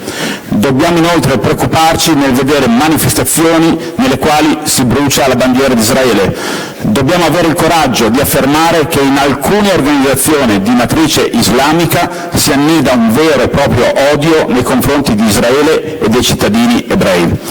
Solo così, condannando in maniera unanime e agendo a livello politico, riusciremo ad arginare tutte le nuove forme di antisemitismo e sconfiggere questo storico male. Grazie per l'attenzione.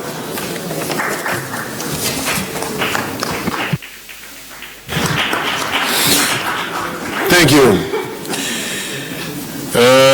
Now, as I already announced, Mr. Mirkishli from Azerbaijan, and followed by Mr. Busser from Sweden. Thank you, Mr. President. I also thank to Mr. Baker for interesting presentation on behalf of Azerbaijan. The rule of law and equal protection under the law for all is at the core of the OSCE comprehensive concept of security and our shared commitments.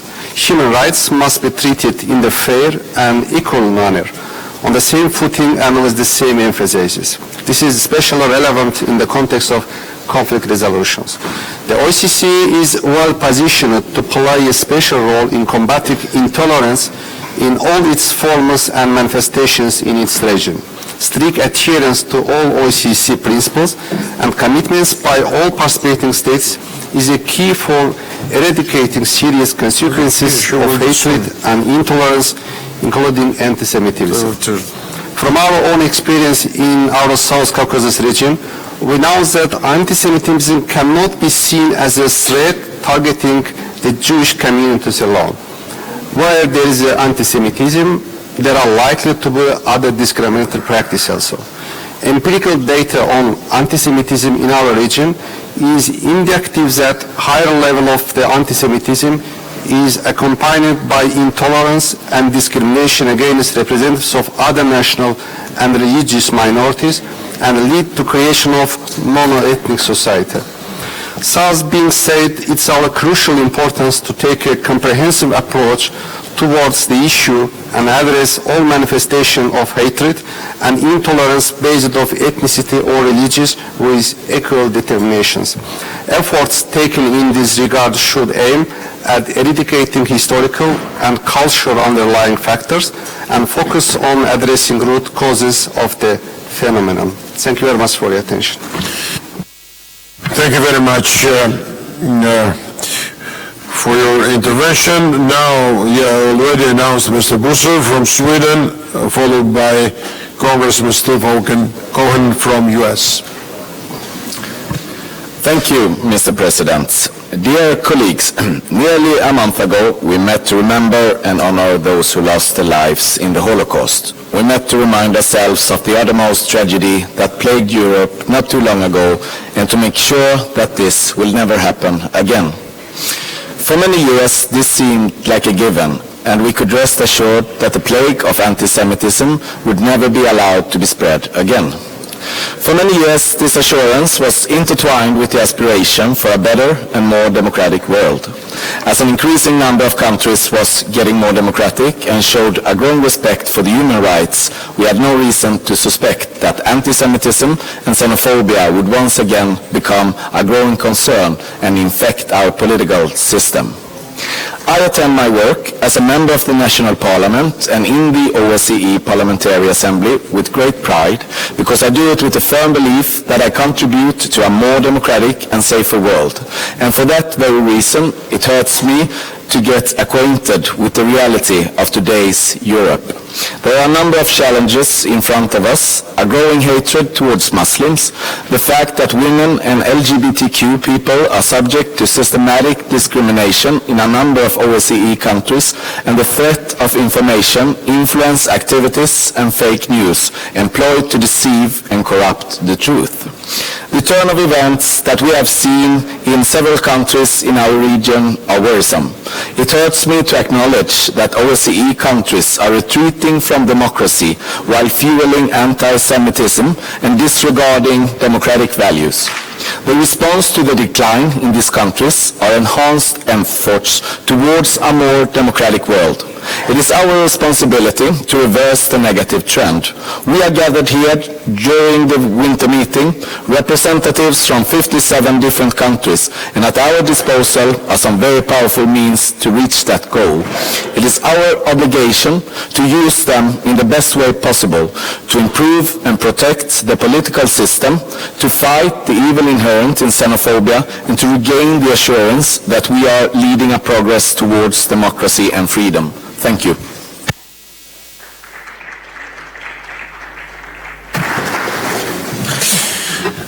Well, please, Mr. Steve Cohen, floor is yours, and then will be Vesna Markovic from Thank you, sir.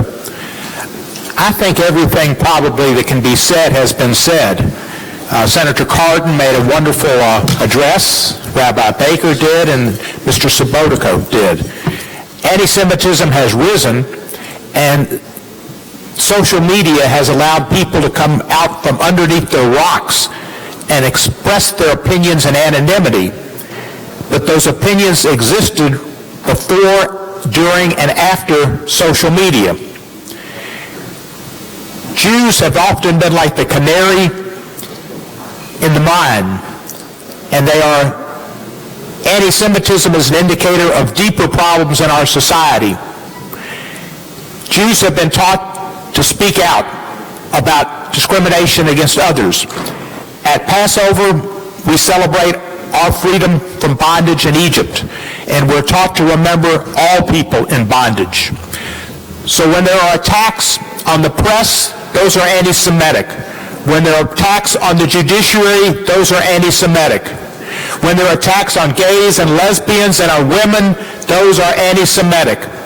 and attacks on Muslims and other minorities are attacks that are anti-Semitic as well, because they attack the basis of mankind and humanity, and the fact that we all share the same planet for a limited period of time, and we should understand that and embrace each other as human beings. Until we do that, there will continue to be anti-Semitism and problems in this world. Yesterday, when I walked up the streets here in Vienna, I saw a magazine about the Fuhrer.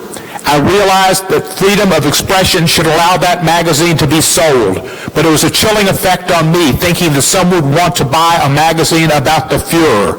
So we need to teach Holocaust history, which a fourth of the people in Europe or more don't understand and remember, and teach it so that the most horrific crime against humanity will be remembered so it will not be repeated. And it was not just the Jews, but the Roma who were sought out for extinction. Thank you, OSCE, for what it's done, and in empowering Ben Cardin and the committee to look at anti-Semitism around the globe. I yield back. Thank you very much, Congressman Cohen. And Vesna Markov. I will dedicate my today's address to the current situation in the region I come from. The state of Serbia doesn't interfere in the internal issues of its neighboring countries, but it has the obligation to protect the human rights of the Serbs living in neighboring countries. I would like to inform you about the multi-annual, initially disguised and then fully open discriminatory attitude of the government of Montenegro towards the ethnic Serbs, towards anyone who speaks Serbian language, and towards the faithful members of the Serbian Orthodox Church. Passing the law of freedom of religion or confession and legal status of religious communities generated a lot of opposition among the citizens of Montenegro, which manifested in peaceful mass demonstrations. Citizens expressed concern, which is the result of insufficient recognition of human rights standards by the authorities in Montenegro. The solutions from the law I mentioned are discriminatory since they refer to the Metropolitan of Montenegro and Littoral. Because other churches and religious communities which traditionally exist and they are active, signed contracts with the state.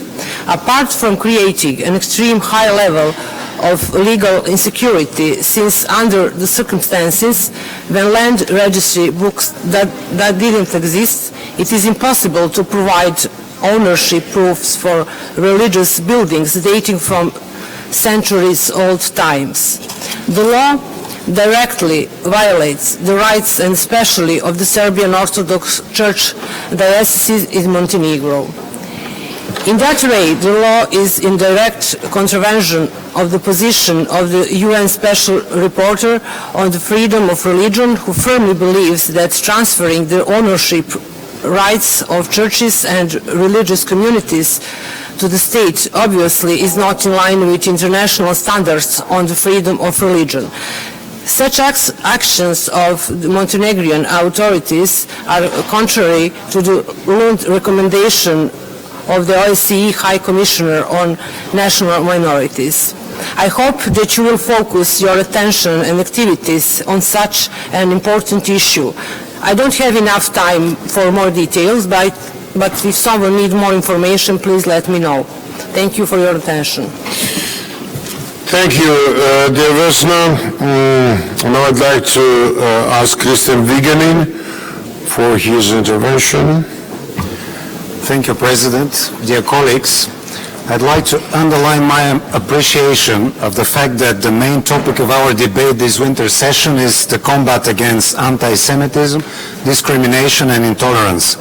It is very important not only because we mark this year the 75th anniversary of the liberation of Auschwitz concentration camp and of the end of the World War II, but also because these phenomena are again on the rise globally.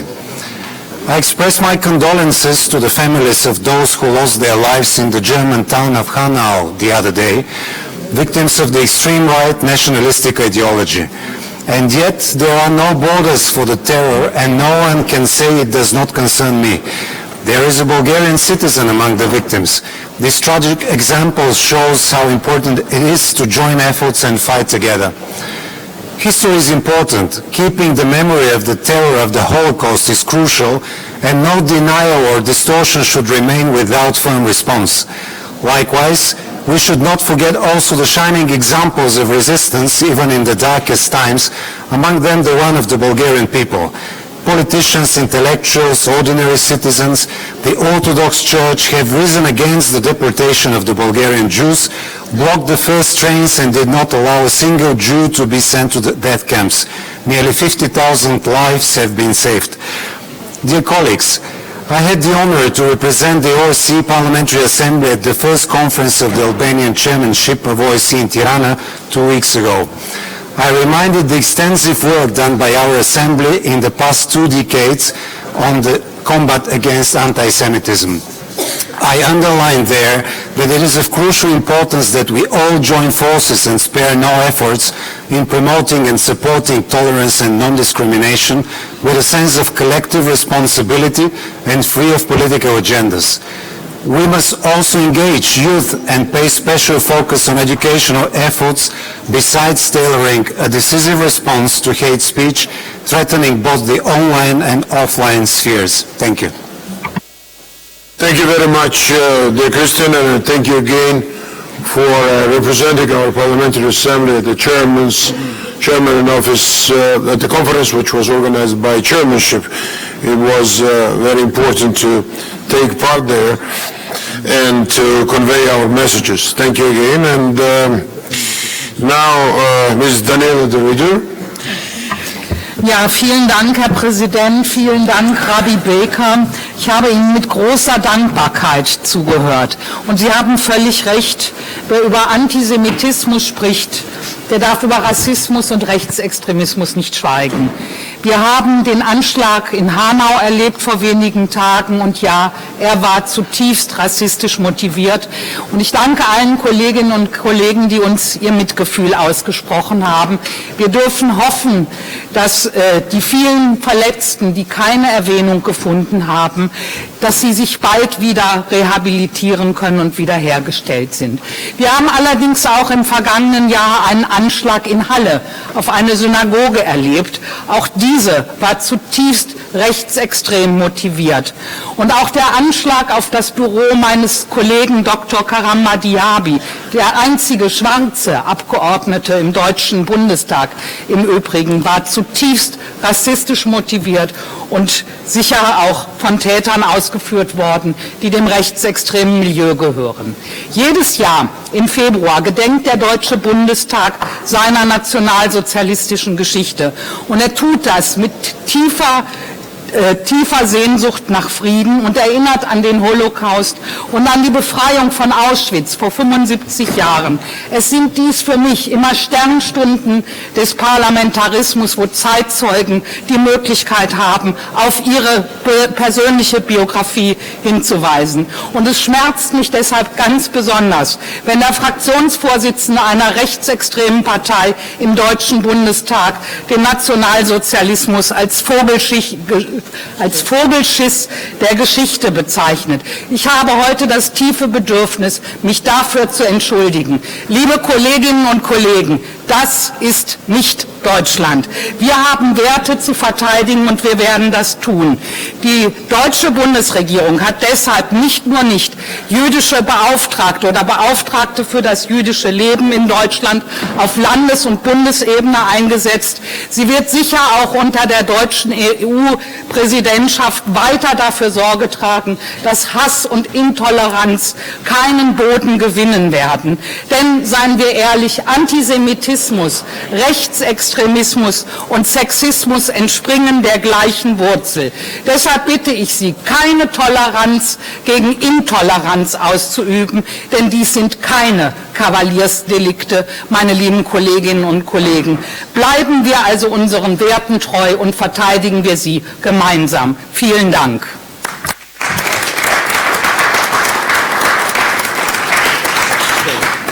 Thank you indeed, dear Daniela. And now Mr. Jean-Claude Macalif from Malta followed by Mr. Shufrich from Ukraine.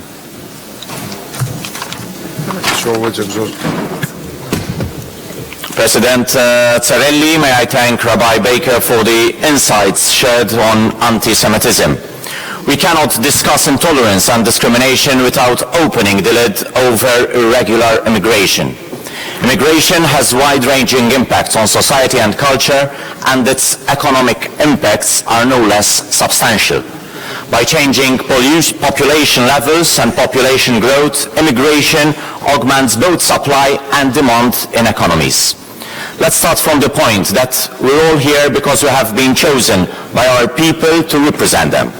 Therefore, it should be natural in all OSCE parliamentarians that our first interest is that of our constituents.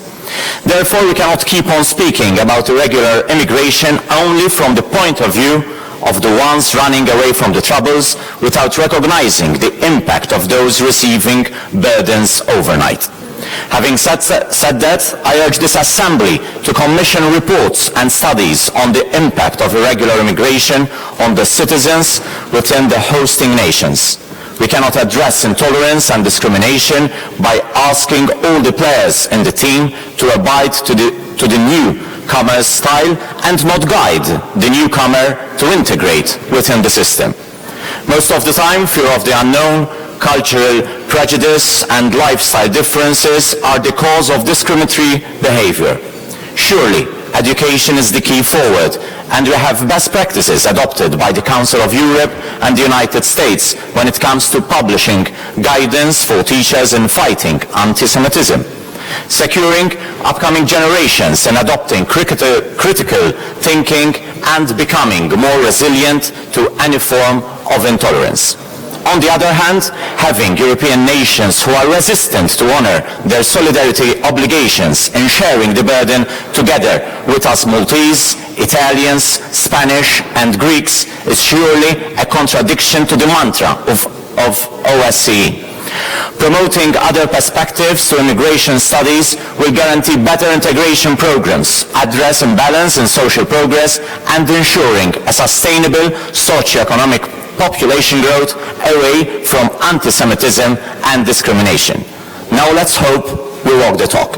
Thank you. Thank you very much, Mr. Mikhailev. And now I will give the floor to Mr. Nestor Shufriki from Ukraine. Thank you very much. Спасибо, госпожа председательствующая. Хочу поблагодарить господина Беккера, Ребе Беккера за сегодняшнее выступление. Я не понимаю, когда поднимают вопрос признания Холокоста. Холокост – это факт, который должен быть не просто признан, он должен быть всячески осужден. И сегодня в преддверии 75-й годовщины победы над гитлеровским нацизмом, мы сегодня, безусловно, еще раз должны объединиться вокруг той трагедии, последствия которой мы переживаем и ощущаем и сегодня. Украина несколько уникальная страна, особенно в последнем современном периоде. У нас избран президентом в православном государстве президент, который не скрывал свои еврейские корни. Есть ли угроза радикализации антисемитизма? Да, есть. И это угроза со стороны правых экстремистов, которые сегодня оскверняют могилы воинов, которые победили нацизм. И эти же экстремисты сегодня шантажируют президента, который имеет желание, в отличие от своего предшественника, реальное желание реализовать Минские соглашения, но в то же время ему не хватает опыта и решимости. И как раз эти правые радикалы, подстрекаемые остатками предыдущей власти во главе с Порошенко, и провоцируют новые уличные противостояния и препятствуют процессу минского урегулирования и становления мира в нашей стране. Я считаю, что сегодня все должны объединиться вокруг невозможности пересмотра Минских соглашений, как и вокруг вопроса невозможности пересмотра истории победы над фашизмом и признания Холокоста и его тяжелых последствий. Спасибо за внимание. Thank you very much, Mr. Nestor Şefik. And now we'll give the floor to Mr. Nabi Avci from Turkey, and after Mr. Avci, I will give the floor to Mr. Nikolai Brikin from Russia. Mr. Nabi Avci, the floor is yours. Thank you, Madam Chair. Muslims, Jews, Christians, and persons belonging to other religions are subject to widespread discrimination in many parts of the world. Unfortunately, we see a dramatic surge in deadly attacks. Wednesday's terror attack in Hanau, Germany, is a new and grave manifestation of the rising racism and hostility to Islam. In the past year, we witnessed terrible terrorist attacks against places of worship. Christchurch, Sri Lanka, Poway, California, Hull, Germany, and yesterday, Hanau, Germany. It is not possible to consider these incidents as individual attacks anymore. We should not lose sight of the racism and discrimination that our people experience every day. Populism is no longer a marginal phenomenon.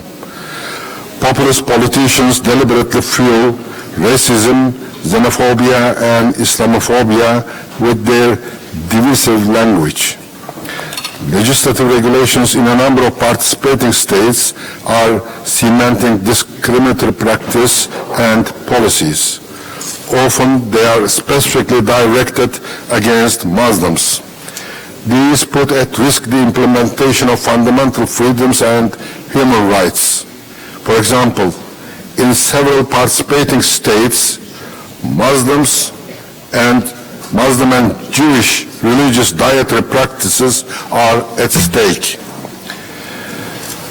We need urgent action both at national and international level to fight intolerance and discrimination. Thank you. Thank you, Mr. Nabi Avci. And now I will give the floor to Mr. Nikolai Brikin, and after Mr. Nikolai Brikin, we'll give the floor to Mr. Castel Dunava from Romania. Mr. Nikolai Brikin, the floor is yours. Thank you.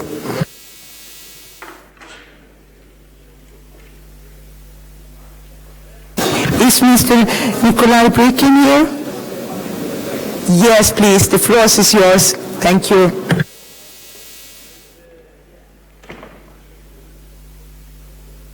Now, I will go further on the speaking list. Next speaker will be Mr. Costel de Nova. He is here. Microphone doesn't work. Yes, then is there somebody who can assist Mr. Nikolai Brikin, or can you change to another seat, please? Господин председатель,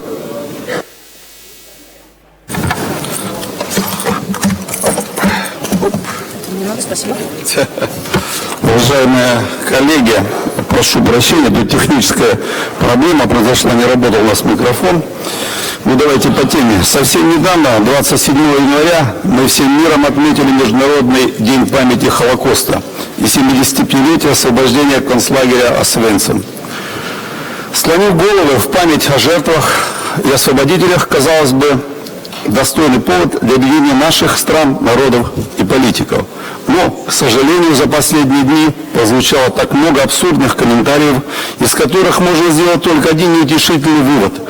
Практика переписывания истории, беспринципного насаждения альтернативной версии причин, хода и последствий главной трагедии XX века набрала критические обороты. Все должны понять, что сейчас мы имеем дело с настоящим историческим вирусом, который может привести к печальным последствиям общемирового масштаба.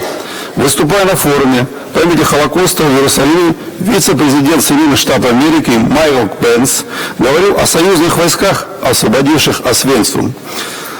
Тот неоспоримый факт, что концлагерь был освобожден солдатами Красной Армии, он почему-то, к сожалению, не вспомнил. Преступления, совершенными нацистами, спланированные, по их словам, окончательное решение еврейского вопроса, это одна из самых позорных страниц новейшей мировой истории. Не забудем о том, что фабрики смерти, концлагеря обслуживали не только нацисты, но и их пособники во многих странах Европы. На оккупированных территориях Советского Союза, где орудовали эти бандиты, было убито наибольшее количество евреев. Не следует забывать, что нацисты готовили такую же участь и многим другим народам. Недочеловеками были объявлены русские, белорусы, украинцы, поляки, представители многих других национальностей. Славянским и другим народам была уготована участь либо быть уничтоженными, либо стать бесправными рабами, без своей культуры, исторической памяти, без языка.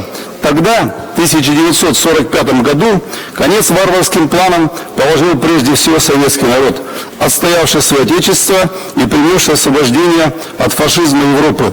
Советский Союз заплатил очень дорогой ценой 27 миллионов погибших. Уважаемые коллеги, я хочу, чтобы вы нас услышали. Мы никогда это не забудем и не допустим, чтобы это повторилось. Спасибо. Thank you, Mr. Nikolai Bekin. Next speaker is Mr. Costel de Nava from Romania, and after that I will give the floor to Mr. Emmanuel Kleber from USA. Mr. Costel de Nava, the floor is yours. Thank you. Thank you. Distinguished colleagues, we express our appreciation for the insightful presentations of the speakers. We value the freedom of religion, tolerance and non-discrimination on religious grounds, as well as the condemning of any attack on religious communities. We have always denounced in decisive terms any type of religious motivated attacks on places of worship and members of religious communities. Unfortunately, after 20 years since the adoption of Stockholm Declaration of the International Forum on the Holocaust, the founding document of the International Holocaust Remembrance Alliance, we are witnessing an unprecedented rise of intolerance, discrimination of Holocaust in our societies. We express our full support to fighting anti-Semitism through an active participation in European initiatives such as the recent Working Group of Combating Anti-Semitism, chaired by the European Commission Coordinator on the Combating Anti-Semitism, Katharina von Schnurbein. As you know, the purpose of this working group is to support EU member states in adopting comprehensive national strategies on combating anti-Semitism, thus implementing the decision taken by the EU Council in December 2018 during the Austrian presidency of the EU Council. As part of Romania's steadfast commitment of assuming the past and combating anti-Semitism, in July 2019, an interministerial committee was established with the specific task of drafting an updated national strategy on combating anti-Semitism, xenophobia, radicalization and hate speech. Fighting against anti-Semitism is key to protecting our common European values. As political leaders, it is one of our main duties more than ever to seize the current challenges posed by these scourges within the OSCE area, to identify comprehensive and efficient responses, and to find the most effective ways to replicate our good practices meant to keep our societies away from any form of intolerance and radicalism. Thank you. Thank you, Mr. Costel Runava. Next speaker is Mr. Emmanuel Kleber from United States of America, followed by Lord Dobbs from United Kingdom. Mr. Emmanuel Kleber, the floor is yours. Thank you. Thank you, Madam Vice Chair. There are many scary things in our world, but there is nothing quite able to generate fright greater than prejudice inspired by ignorance and nationalism manufactured by fear. The great American poet Robert Frost, in his classic poem, Mending Wall, declares that something there is that hates a wall. Something there is that hates a wall. There's a cold wind blowing around our world now, a cold wind, a chilling wind blowing around our world, and men and women in nations are building walls. Walls based on skin color, walls based artificially on religion, walls based on ideology and poverty. And as long as those walls are more important than peace, as long as those walls are more important nationalistic our world will suffer, and walls will continue to dangerously pop up. Make no mistake, our world is being infected by a diabolical disease of division. In about every single corner of this planet, there is conflict based on differences. There is a cold wind blowing around our world, and walls are being constructed. The wall that separates us on the basis of religion, that wall must come down. The wall that separates us on the basis of color, that wall must come down. The wall that separates us on the basis of ethnicity, that wall must come down. The walls of tribalism must come down. The walls of national vanity, that wall must come down. Next to climate change, wall construction by nasty nationalism is the greatest threat to the future of this planet. What a better world we would have if 57 of our nations began to tear down its walls. Thank you.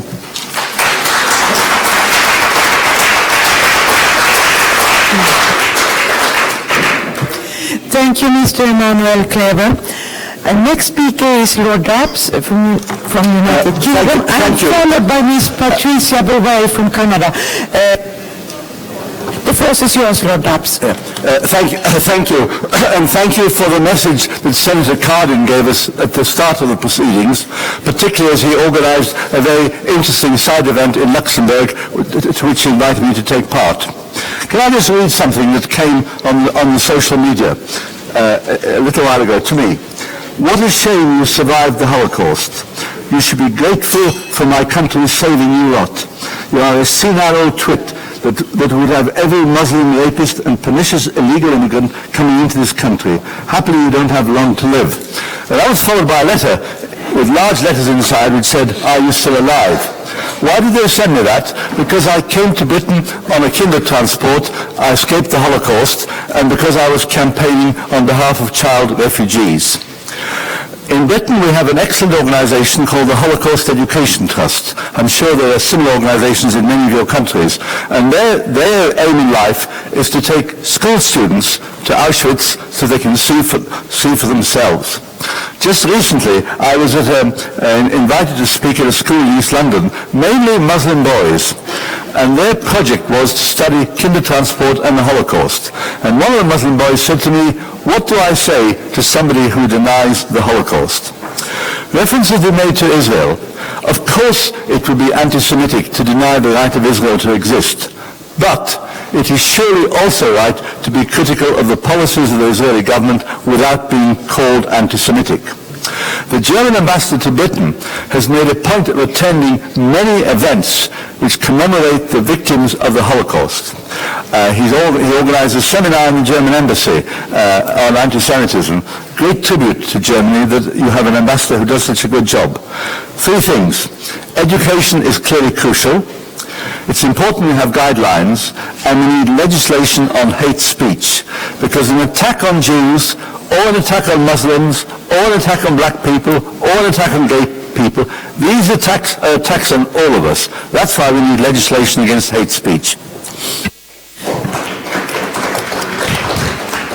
Thank you very much, Lord Dobbs. Next speaker is Ms. Patricia Bouvet from Canada, followed by Ms. Farah Karimi from Netherlands.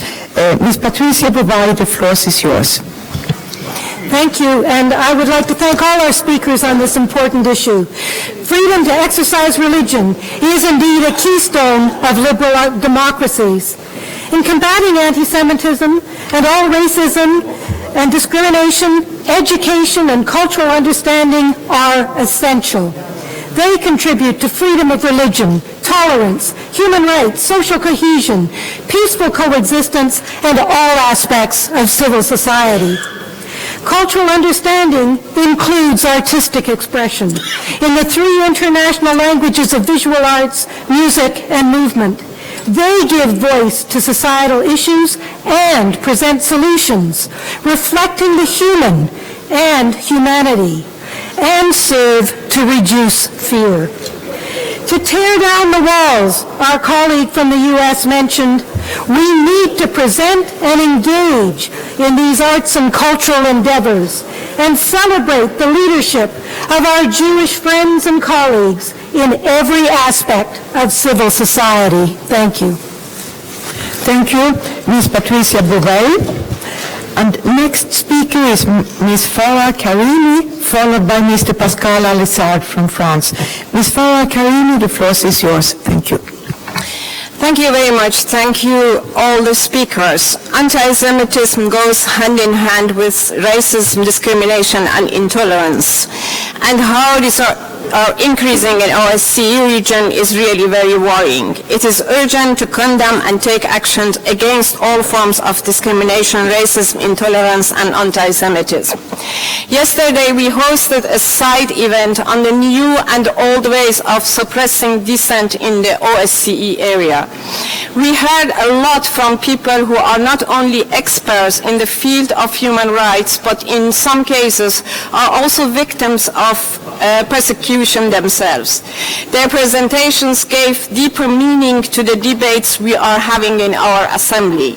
The topic of misuse of extradition procedures and mutual legal assistance is not a new topic for our assembly.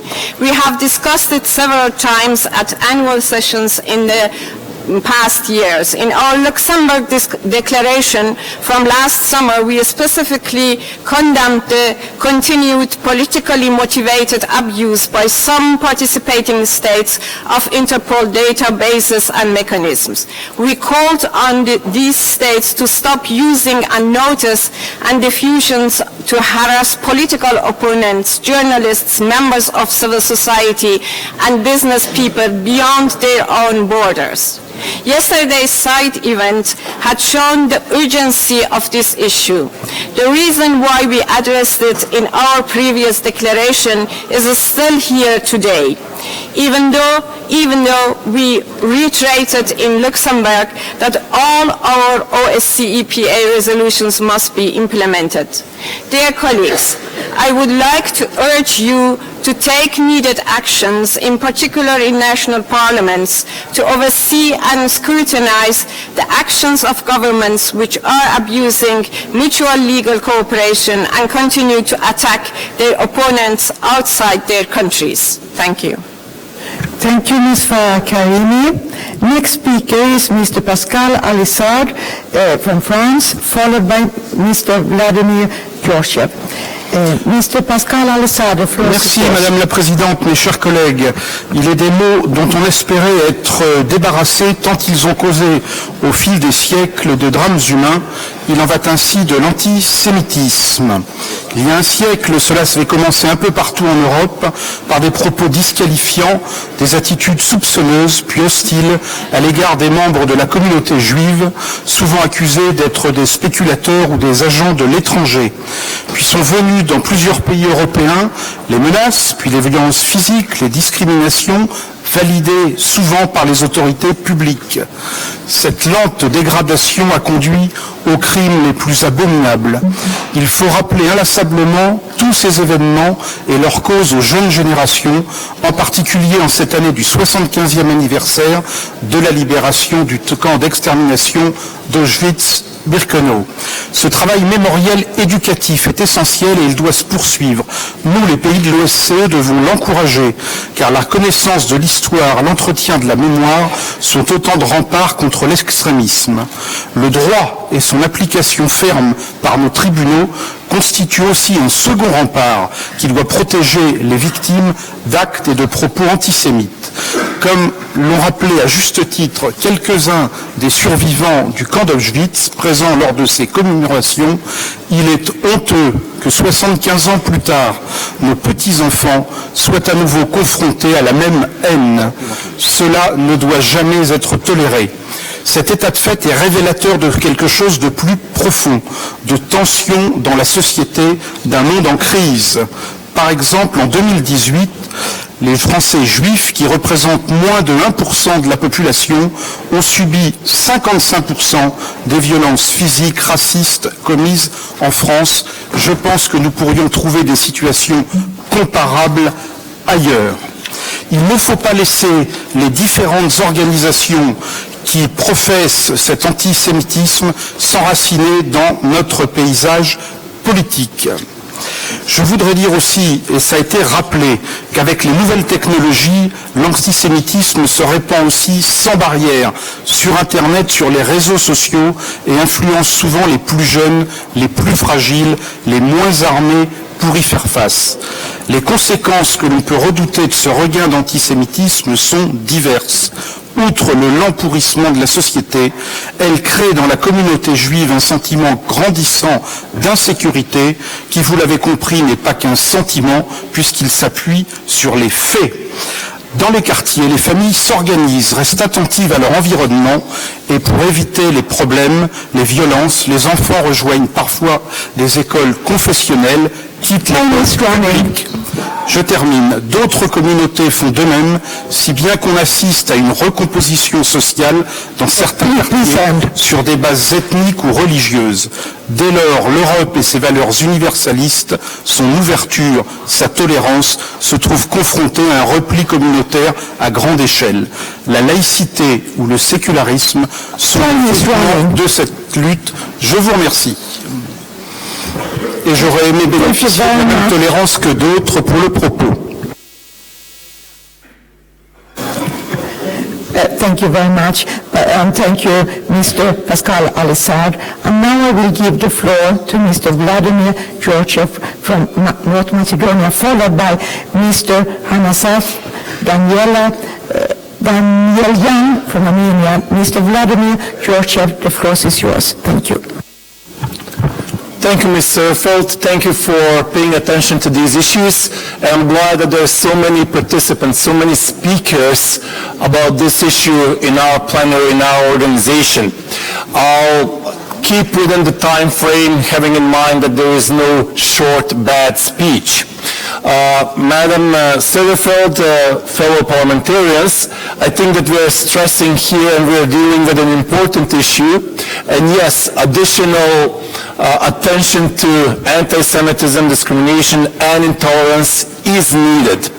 I would like to send the condolences to the families of the people that were killed yesterday in Germany, and that kind of an atmosphere and acts of hate are definitely not welcomed in our countries. It needs to be condemned, and the political actors need to be loud and outspoken in condemning this. Also, I would like to stress and underline that Macedonia is a country of tolerance, is a country of friendship, is a country where people from different faiths and different backgrounds are working together. So Macedonia is a country where we live together, both Macedonians and Albanians, Serbs and Turks, Bosniaks and Roma, both Christians and Muslims, believers and atheists. At the end, I would like to stress, Madam Chairwoman, that 2 months ago, for the first time ever, we had a Jewish minister in the Macedonian government. That was Ms. Rashala Mizrahi. She was proposed by my party. She was working well, but unfortunately there was a lot of online bullying against her, there was a lot of hate speech against her, and there was an open intolerance in some segments of the society. So there was both support for her, and also there was online bullying and hate speech that needs to be condemned, but that's a good message sent from us as a society from Macedonia. Thank you very much. Thank you, Mr. Vladimir Georgiev. And next speaker is Mr. Hanasasper Danielyan from Armenia, followed by Mr. Evangelos Syrigos from Greece.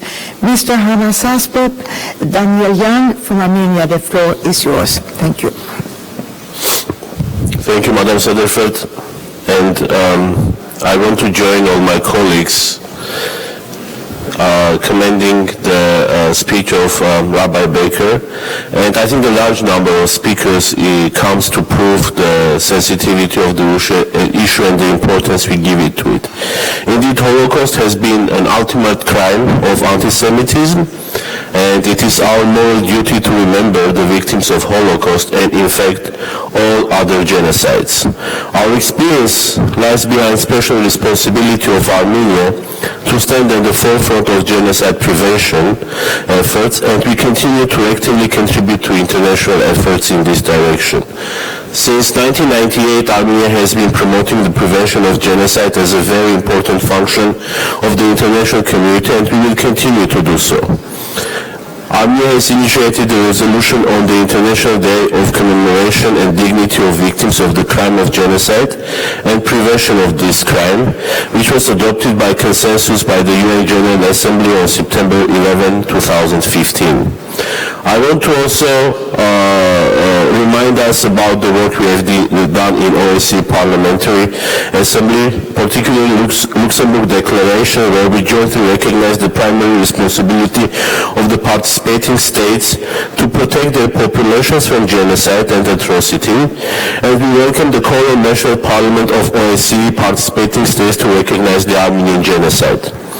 The OSCE Parliamentary Assembly should continue to build on this achievement and further streamline in its activities genocide remembrance for prevention of future atrocities and genocides. I want to conclude with welcoming the recent developments by our colleagues of the United States, where both House of Representatives and the Senate recognize the Armenian genocide, and hopefully the other countries of OSCE region will follow this suit. Thank you. Thank you, Mr. Hanasasp, Daniel Young. Next speaker will be Mr. Georgios Varanimos from Greece, followed by Mr. Nikolai Rushak from Russia. Mr. Georgios Varanimos, the floor is yours. Dear colleagues, any kind of discrimination and intolerance and anti-Semitism, of course, drives the humanity back to the dark times. It's not enough to condemn by words, but to fight against the hate speeches and practices every day, everywhere in political and social life. To fight against the demagogues who are exploiting existing problems in order to gain ground in the political spectrum. For instance, about the refugee problem, I want to underline that the irresponsible populistic leaders who are exploiting this crucial problem for political reasons not only continues their solvent actions, but unfortunately they are fighting imitates, and that is very dangerous. The solvent rhetoric of these leaders are arming the hands of imbalanced extremistic elements, as it happened in Hanau.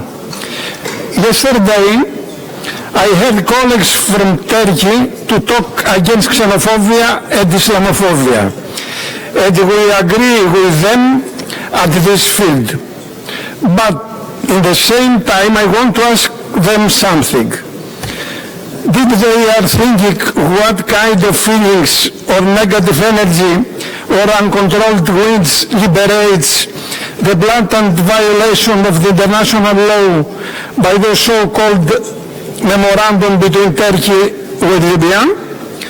Did they conceive what it means to educate your people with nationalistic and militaristic phrases? It is acceptable to face problems in 21st century on the basis of fantasies about Ottoman Empire. We don't want any isolated Turkey. We call on our neighbors to leave aside the old demons and to be reconciled with the rule of international law. Thank you for listening. Thank you, Mr. Georgios Varanimos. Next speaker is Mr. Nikolai Rushak from Russia, followed by Ms. Yagoda Baska from Nikolai Rushak, the floor is yours. Мы собрались в зале, в тот год, когда свершилась 75 лет назад победа во Второй мировой войне. Казалось бы, вся программа нашей сессии должна содержать вопросы, которые бы в той или иной мере касались этой важнейшей проблемы, от которой все человечество вздрогнуло. Но нет. Мы смотрим, что второстепенные задачи, третьестепенные задачи, а этот вопрос как-то приглушен. Хотя бы вот эта тема дискриминации, борьбы с антисемитизмом позволяет нам выйти на этот волнующий вопрос. Видимо, прививка от фашизма, которую дал нам Нюрнбергский процесс 1947 года, оказалась недолгой. И идеи нацизма опять прорастают. Как известно, на парламентской ассамблее в Люксембурге российская делегация внесла проект резолюции, осуждающий ксенофобию, агрессивный национализм и связанную с ними нетерпимость. Профильный комитет поддержал эту резолюцию, но парламентская ассамблея почему-то заблокировала этот важнейший документ.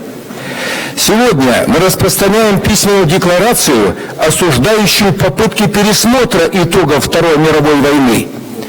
Так вот, я должен доложить, что депутаты ПАСЕ в большинстве своем поддержали эту декларацию и эту нашу инициативу. Хотелось бы надеяться, что и мы в этот священный для нас, для всех год тоже поддержим эту декларацию. Развернута в фойе выставка. Многие из нас посетили эту выставку. Кое-кто стыдливо обходил ее стороной. И кто-то здесь сказал, что зло само по себе не рассосется. Совершенно что правильные слова. Мы должны создать единый антинацистский фронт и победить ростки зарождающего национализма, нацизма и фашизма. Это наш долг и память наша, наших славных дедов и отцов. Надо сохранить мир. Спасибо.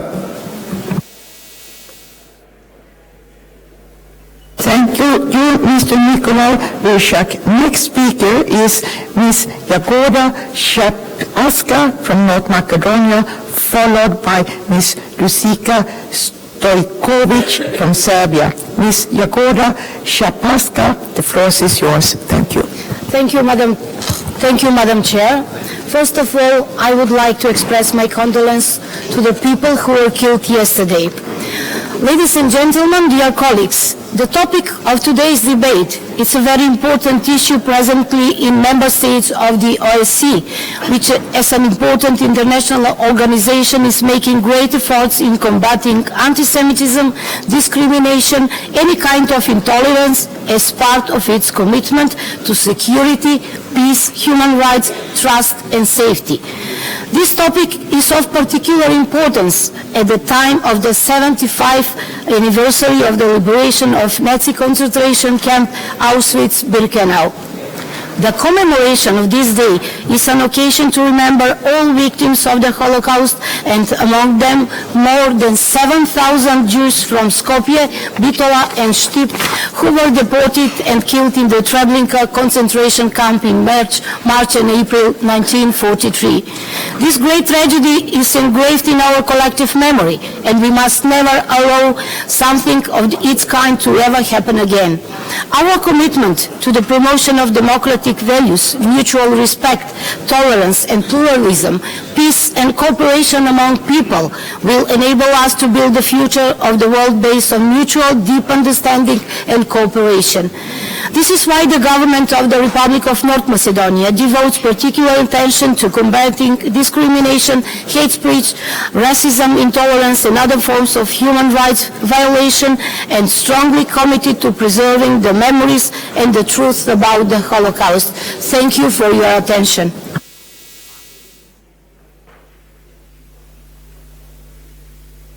Thank you very much, Ms. Jagoda Shapska. And next speaker is Ms. Lucica Stojkovic from Serbia, followed by Mr. Josip Aldag. Ms. Lucica Stojkovic, the floor is yours. Thank you very much, Honorable Chairwoman, dear colleagues. I would like you to inform you about the fully open discriminatory attitude of the government of Montenegro towards ethnic Serbs, towards everyone who speaks Serbian language, and towards the faithful members of the Serbian Orthodox Church. I would like to to point out the violation of international standards. The first aspect of international standards violation concerns the systematic prevention of effective participation of the ethnic Serbs in the public life.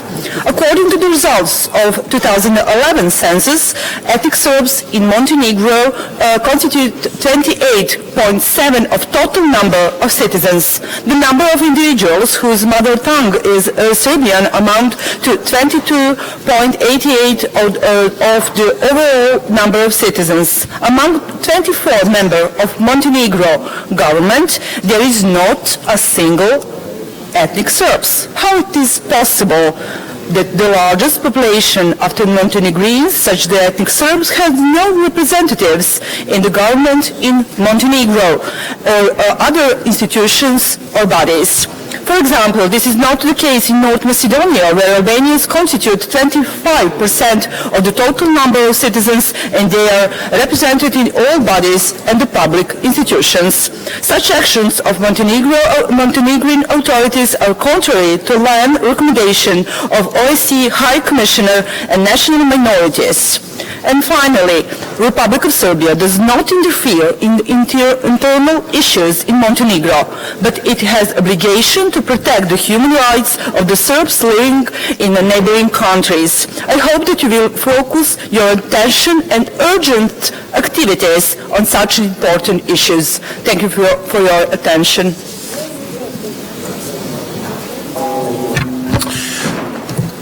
Thank you very much. And now I'd like to ask Mr. Recep Aldak from Turkey for his remarks. Thank you, Mr. Chairman. We are pleased that the OCPA play an important role in the international efforts in the fight against intolerance. The Turkish history is full of episodes of safeguarding the Jews from anti-Semitic acts and attacks. Turkey has always been considered by the Jewish people as a safe haven. Turkey is firmly dedicated to his legacy. Turkish citizens of Jewish origin constitute an integral and enriching part of Turkey. The government supports projects aimed at preserving the Jewish cultural heritage. The recent renovation of the Grand Synagogue in Vienna and the synagogue in Izmir are examples in this regard. Turkey was also among the first to react to the armed attack perpetrated in front of synagogue in Halle, Germany. Regrettably, the day before yesterday, another attack, this time against Muslims, occurred in Germany. Isn't it time to put an end to these attacks? We stand against all radical movements such as anti-Semitism, Islamophobia, anti-Christianity, and xenophobia. We see them as threats to humanity. The international community must fight them together. I will not go into the ridiculous allegations. Some of our colleagues spoke about international law. They should first look at the actions of their own countries before criticizing others. This is especially true when it comes to humanitarian issues. The number of pushbacks of asylum seekers and migrants from Greece to Turkey is alarming. In the last 3 years, almost 70,000 irregular migrants were pushed back to Turkey from Greece. Testimonials of pushback migrants reveal that Greek law enforcement officers in some cases use violence and ill-treat migrants. They often confiscate and destroy their belongings. The UNHCR and the Council of Europe and other NGOs reported those violent pushbacks and requested Greece to end such practices. We believe that Greece's systematic pushback policy is a flagrant violation of Greece's international human rights obligations and poses serious risk. We are awaiting an urgent solution to this illegal practice. Thank you. Thank you, dear colleagues. With this, we're concluding our debate, and thank you very much, all of you, for your really very interesting remarks and enriching our debate here, which is very important, very interesting, and I'd like to thank all the members who interacted today. And is there anything, Mr. dear Rabbi Becker, you'd like to add to this discussion here? You heard many thoughts, many wishes, many passionate speeches and messages, and please. Well, again, thank you, Mr. President, for allowing me to speak here, and let me thank all of you here for your comments, for your expressions of support, your commitment to continue in this struggle to confront anti-Semitism, to confront all forms of racism and intolerance that we face. I do want to salute there are countries who've established coordinators, special envoys, delegates in the fight against anti-Semitism. Germany, the UK, Bulgaria, Italy, the United States, France, the European Union. These are important efforts. I hope others can follow. There are governments that have established national action plans in this fight against anti-Semitism. Norway, Denmark, among them. That's critical as well. It was also referenced, the current chair in office hosted in the beginning of its chairmanship in Tirana only a couple of weeks ago, a conference addressing anti-Semitism in which the Parliamentary Assembly participated. It followed a similar conference at the beginning of the Slovak chairmanship last year in Bratislava, and prior to that, under Italy's chairmanship, a conference in Rome. We know that the Swedish Prime Minister will host a conference at the end of this year focused also on the fight against anti-Semitism, which should hold it in good stead for its taking on the OSCE chairmanship in 2021, and we trust with a continued focus on this problem. So again, thank you so much for this opportunity to be part of this debate and discussion. Thank you. Thank you again. Thank you for your efforts. Oh, I mean, what is this? I'm very sorry, but we concluded already our discussions, and I guess you heard that. If it's on this topic, there was a big list. What's that? Was a point of order or what?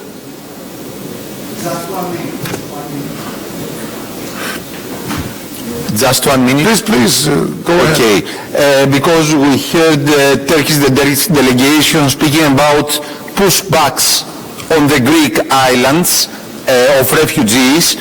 A very short statement. We totally deny this. We do not have any pushbacks.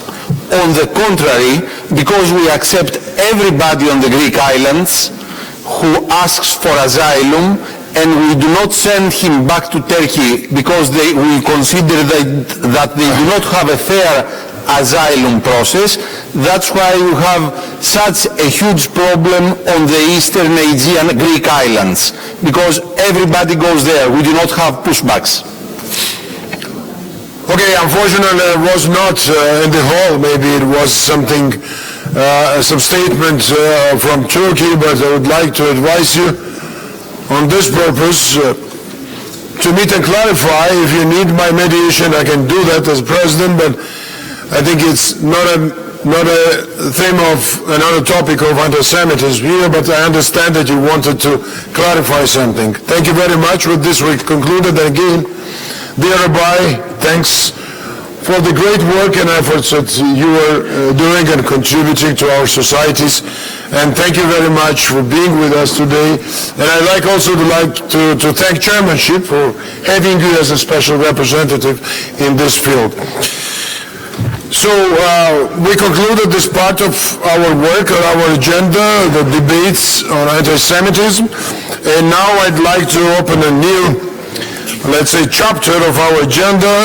It's election observation monitoring reports. You all know that you're participating in this effort and efforts and exercises. It's one of the most important work that Parliamentary Assembly is doing in cooperation with ODIHR and with other partners, with other parliamentary assemblies. And I'd like to thank you and encourage you also to take part in upcoming election observation missions that we will have this year. So I'd like first to ask Margareta Zerfeld. She led our observation mission in Belarus. And I'd like to say that we had this year already, or previously, that we will have reports now after Marrakesh, 3 important elections: Belarus, Uzbekistan, and Azerbaijan. All of them quite sensitive important for the regional security and democratic development, and of course for the expertise and experience that we are gaining after all those elections, and then sending messages to the leadership, to the societies, to the communities, how to improve the process for future. So, Margareta, please, floor is yours about Belarus. Thank you, Mr. President. Dear President, dear colleagues, I am honored to report to you on our observation activities in Belarus in the framework of the parliamentary elections which were held on the 17th November last year. It was my great pleasure to serve as special coordinator and to lead this mission along with our colleague Dietmar Bushati, who served as the head of the OSCE PA delegation. We worked closely with observers from ODIHR and with parliamentary colleagues from the Council of Europe, meaning overall the International Election Observation Mission deployed more than 430 observers countrywide. Our assembly sent 68 observers, which enable us to have teams deployed in a total of 10 different cities on election day. I would like to thank once again all my colleagues who observed for participating in our mission and for working with such diligence and seriousness. I would also like to thank you to the Secretariat for all their contribution and efforts to make our statement and to make our observation work well. Thank you very much. Thank you. Thank you, dear Margaret. I would like to go further on with what we noticed. During the election, the day preceding the election, we were briefed by the chairperson of the Central Election Commission, the chairperson of the Media Supervisory Board, as well as representatives from the media, civil society, and political parties. This all helped gather first-hand information on the general context of the election from key stakeholders themselves. Some of our teams observed early voting, which took place on the days before 17 November. The majority of our teams observed opening, voting, closing procedures on election day, and our most tireless colleagues were also observing tabulation. We concluded that the election procedures proceeded calmly, but did not meet important international standards of democratic elections. We noted that they took place in a context of overall disregard for fundamental freedoms of assembly, association, and expression. Even though a high number of candidates stood for election, an overly restrictive registration process inhibited the participation of opposition. We noted a limited amount of campaign, which within a restrictive environment did not provide for a meaningful or competitive political contest. We also emphasized that the media coverage of the campaign did not provide voters with sufficient information about the contestant. Finally, an overall lack of transparency reduced the opportunity for meaningful observation of those closing and counting process, and significant procedural shortcoming during the counting of votes raised concerns about whether results were counted and reported honestly. Belarus has in some ways come through a form of rebranding in recent years. It is hosting ongoing talks related to the conflict in neighboring Ukraine and with Russia. And of course, many of us fondly remember that Minsk hosted the OSCE Parliamentary Assembly's largest and most important meeting 3 years ago. And I hope that these changes will soon also impact the democratic system in the country. I expect that the ODIHR will publish its final report on the elections in the coming months, and that it that will include a number of recommendations. I encourage the Belarusian parliament and authorities to carefully study and consider them as useful tools to bring the national electoral framework closer in line with international standards for democratic election. Our Assembly stands ready to support Belarus in efforts to revise its electoral legislation and practice in this direction. We look forward to the presidential election later this year, and I'm sure we stand ready to also observe this election. And I would like to end to say thank you to Belarus, who invited us for this observation mission. Thank you. So you finished it. Thank you very much, dear Margareta, and all your team. Also from staff side, is there any questions? Because it's distributed already, it's just a sort of part of our formal exercise here. So no questions, thank you very much. Then I'd like to ask Ilka Kanerva, our President Emeritus. He led mission in Ukraine, and in Marrakesh we agreed to postpone the report on Ukrainian presidential elections. So Mr. Kanerva is here, and I'd like to ask you, dear Ilka, to present your findings there.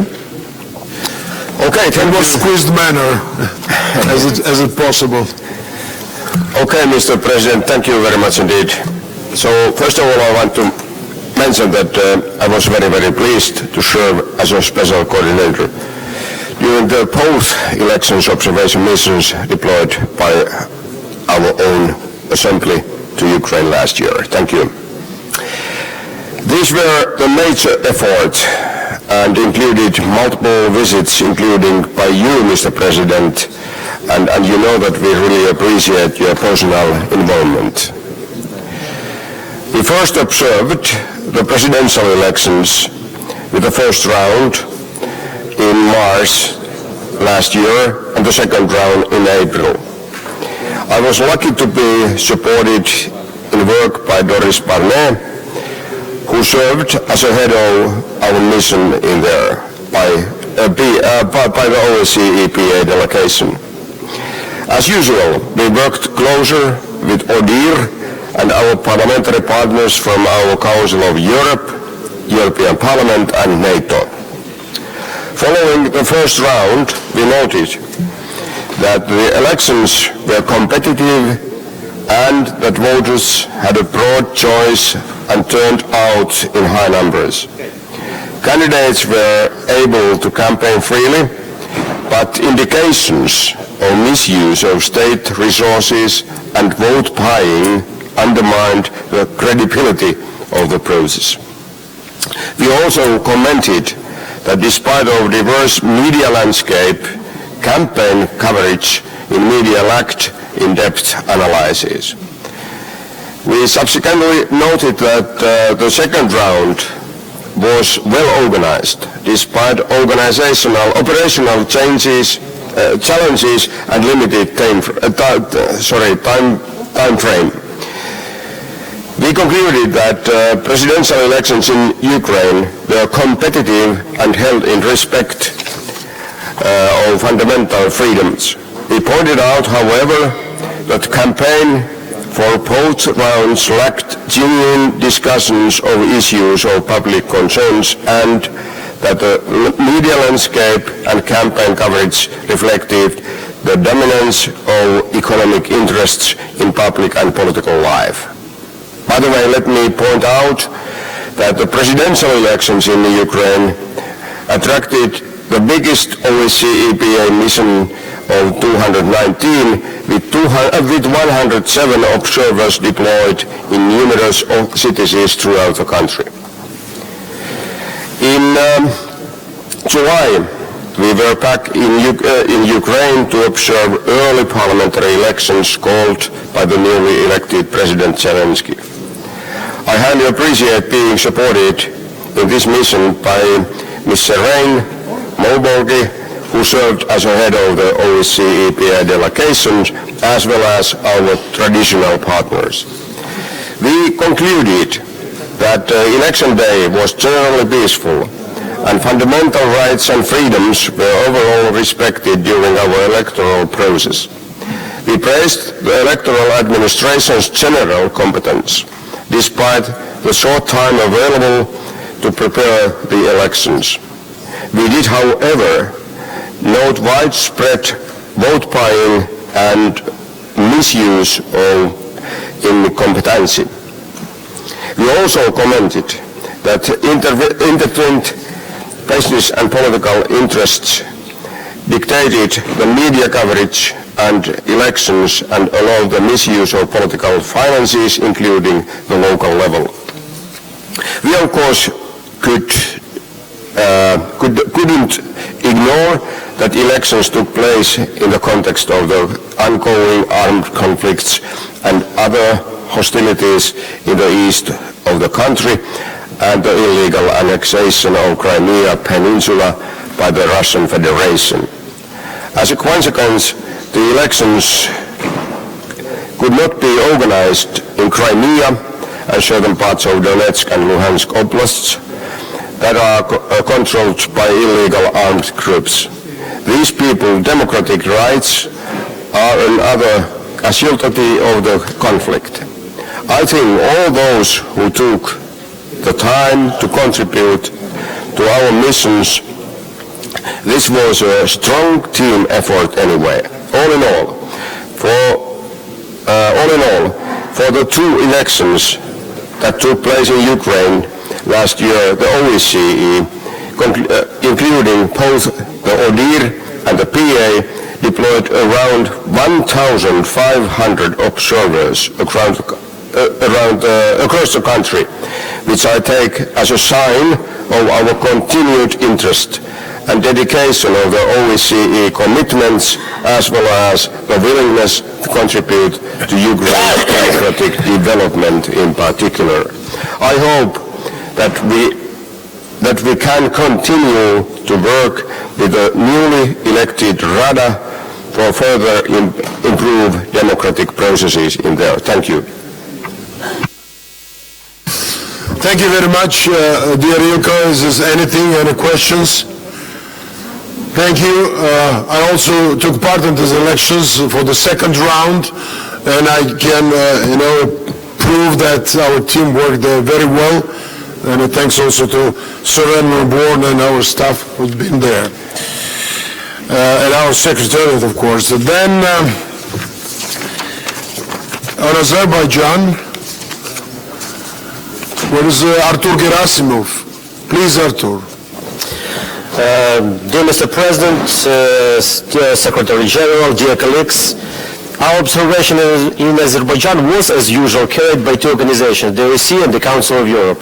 The delegation of the OSCE Parliamentary Assembly was headed by Ilona Hoxha, and from the Parliamentary Assembly of the Council of Europe, led by Frank Schwabe, benefited from an excellent cooperation with the core team and the LTOs from the ODIHR Election Observation Mission, led by Ambassador Peter Taylor.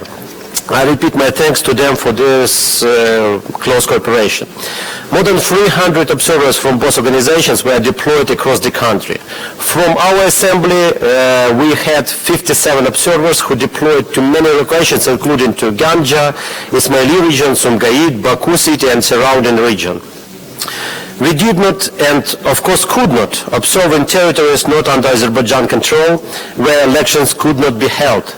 As everybody knows, the country burdened by an unsettled territorial dispute that has led to an occupation of a large part of its territory and resulted in a high number of displaced persons.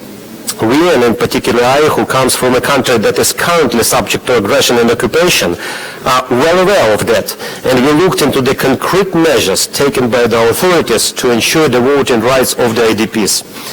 However, notwithstanding this background, it's the duty of all political actors in any OSCE country to develop democracy. Good elections are an essential element of this. Even when an election is well organized and voting is smooth, this doesn't mean necessarily that it meets the democratic requirements as laid out in international obligations, commitments, and standards. The prerequisite for a good election is an open society in which political forces can compete freely and an opposition stands a real chance to be the government of tomorrow.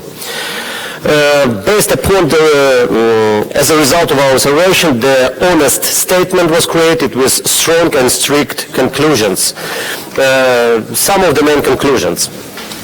The restrictive legislative and political environment prevented genuine competition in the 9th February 2020 early parliamentary elections in Azerbaijan, despite a high number of candidates. Some prospective candidates were denied the right to stand, but candidate registration process was otherwise inclusive. Voters were not provided with a meaningful choice due to a lack of real political discussion.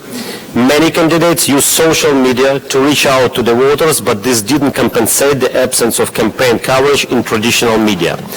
Instances of pressure on voters, candidates, and their representatives were observed. The election administration was well-resourced and met legal deadlines, and the Central Election Commission made concerted efforts to act transparently and was welcoming towards international observers. However, significant procedural violations during counting and tabulation raised serious concerns whether the results were established honestly. And let me say now personal thanks for Ilona Hoxha, who led the OSCE delegation, to Ambassador Andreas Natelli, to Ambassador Peter Taylor, also to members of OSCE team, Irina Sabashuk, Ned Perry, Tim Domblau, Guido Almerigania. All team did a great job in difficult circumstances. Thank you very much.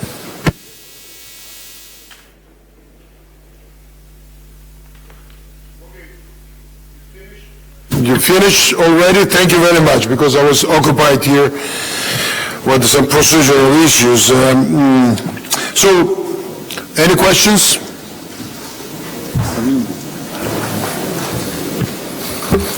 Please. Armenian colleague. Thank you, Mr. Tsereteli. Let me bring the attention of the Parliamentary Assembly our concerns regarding the unacceptable behavior of Mr. Artur Gerasimov, Special Coordinator and Leader of OSCE Short-Term Observer Mission to Azerbaijan, February 9 parliamentary elections. Speaking at the International Election Observation Mission press conference on 10th February, Mr. Gerasimov, as well as just a few seconds ago, not only made statements on Nagorno-Karabakh conflict, which goes beyond his mandate as an observer, but also distorted the essence of the conflict. We would like to remind that the Election Observation Mission is established to determine whether the elections comply with OSCE commitments and other international obligations and standards for democratic elections and not for promoting personal views and narrow political agenda. We very much regret that the Special Coordinator and the leader of OSCE Short-Term Observer Mission misused his position and replicated Azerbaijani stance on using Enkai conflict as a cover-up for its failure to ensure democratic and legitimate elections. In this regard, we call on OSCE institutions and executive structures to strictly adhere to their mandate. Thank you.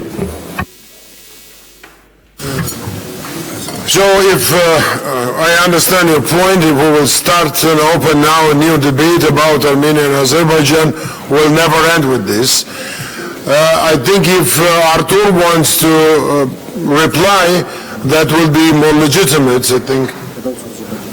Yeah, but I can give the short time for a short response if you like, as far as the issue is concerned, and also Artur, but please, we have very short time left. Thank you very much, Mr. President. I will be very short, but in the conclusions of the statement was already included that in the 10 out 125 districts, elections can be organized because of the ongoing conflict in Armenia.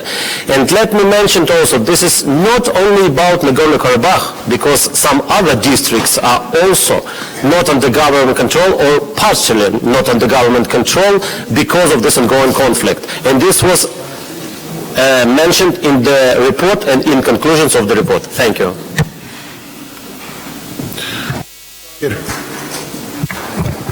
Mr. President, I just want to make a special statement here because the comments made by the Armenian delegation over the past 2 days demonstrate its peculiar understanding of the appeal of the co-chairs to prepare populations for peace and demonstrate the firm conviction of Armenia in the existence of an alternative to the peaceful settlement of the conflicts. What's more disturbing is that the new members of the Armenian parliament repeat the old narratives of the previous government that only contributed to the dire economic situation in the country and actually led to the overthrow of the government. Mr. President, I have a question, maybe it's a little question, but to the Armenian delegation. How many revolutions you need for, and how many governments you have to overthrow? How many presidents and prime ministers do you have to arrest you to understand that this policy has no perspective? Thank you very much. Okay, so there was statement, there were also responses. I don't think that we will continue to follow those messages, and I think anyway, if there are questions, there should be also answers. I'd like to thank our observation mission because it was not easy to go there for this time for parliamentary elections. There are many sensitive issues, we understand that, but both Artur Gerasimov and Elona Jibreya Hoja, they did, I think, a very important job, and also all our team. Everything is already written in this statement, and everybody can see that. Most important thing, all those findings and critical issues which our observers found there and stated there should be worked very closely with the authorities to take it into consideration by authorities, and there are many critical things, and we're always happy to find there some progress, but when we see shortcomings, critical issues, we always will highlight it, and this is very important for the credibility of the organization. So we will conclude the discussion on Azerbaijan elections. And the last one is Uzbekistan, and I'd like also to briefly inform you about the findings there and about this observation mission. As far as I decided to personally lead this observation mission on 22nd December parliamentary elections, as it was our first such operation in the country. And the first what I'd like to stress the exceptional importance of these elections in Uzbekistan as they took place within an overall significant reform process in the country. In the last few years, the Uzbek authorities have undertaken far-reaching revisions of the country's legal and electoral frameworks. And also, it's worth to mention that they took quite a few recommendations and implemented the legislation previously formulated by ODIHR and by also our experts, and it's notably resulted in adoption of a new election code, and that was, I think, one of the most remarkable events on legislative side. And it brought, of course, their framework closer to OSCE commitments in democratic elections. I think overall, that was very well conducted by our team. There was a good cooperation with the local authorities. We had extensive briefings. I'm very much thankful to Kari Henriksson, who was the leader of delegation from the OSCPA, and of course our ODIHR team, who was led by Ms. Tana de Zulueta, and of course again our staff members worked hard.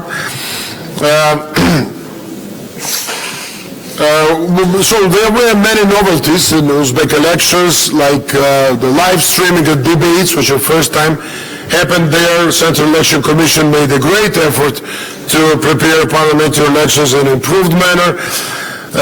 And there were many changes, as I told you, in election code. However, regrettably, not everything works, and it worked at the election day, and on the election day, modernized legislation did not fully improve the polling process on election day, with our observers reporting numerous irregularities, and in a cases in a voting process and a tabulation and so on. I don't want to go into details here of election observation because everything is already done in our statement, but one thing I'd like to reiterate what I said at the press conference in Tashkent, that elections show that its ongoing reforms need to continue and to be accompanied by more opportunities, of course, for civil society, for grassroots initiatives, and, of course, implementation of the commitments taken by authorities and by our counterparts there. And finally, I'd like to say that we had, after elections, on the second day, a very good meeting with the president of the country, and we had a very honest discussion with the President Mirziyoyev about his plans, about his vision on democratic happenings and developments in Uzbekistan. I would like to say that on my side, and the side I think Kari also will prove it, we heard very promising statements that Uzbekistan will very firmly continue way to democratize society and to open doors for more reforms and to include also civil society in this process. So from our side, we are ready with the OSCE institutions to accompany and to support them in all the good intentions and good reforms. So that was again the main findings, or maybe more political messages from my side as a chair of this process and as a special coordinator. And I'm thankful to Chairman in Office who supported me to carry out this work. If there are any questions on Uzbekistan, I would gladly to answer that. But understand it's not the case. So thank you very much. We don't have any other election observation mission reports. So dear colleagues, if there's no other statements or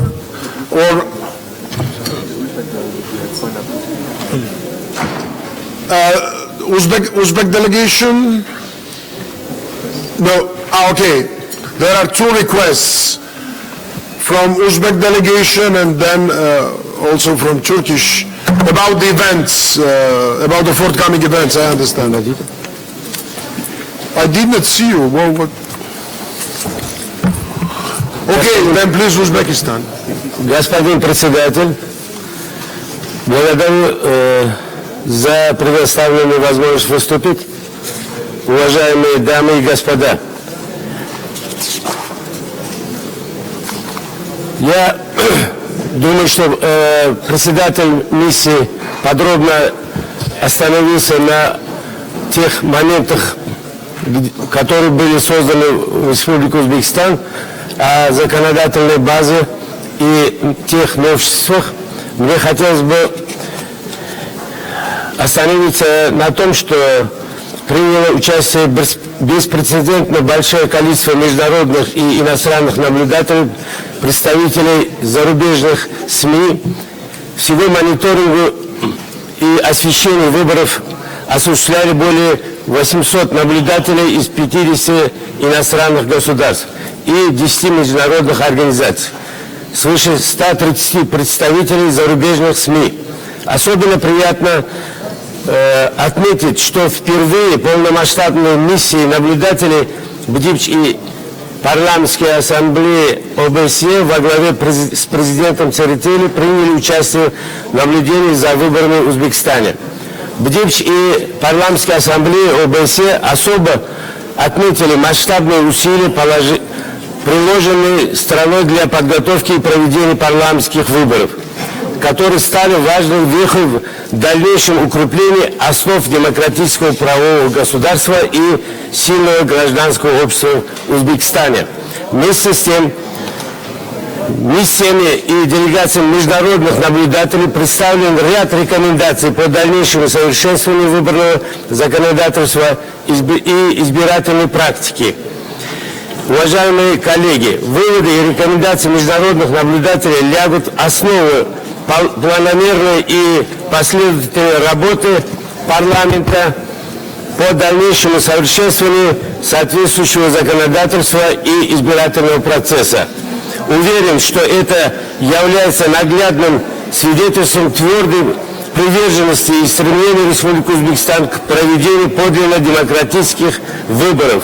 В заключение хотелось бы еще раз подчеркнуть, что мы выражаем надежду на дальнейшее конструктивное и взаимовыгодное сотрудничество в сфере выборов и международными организациями и зарубежными государствами. Спасибо за внимание.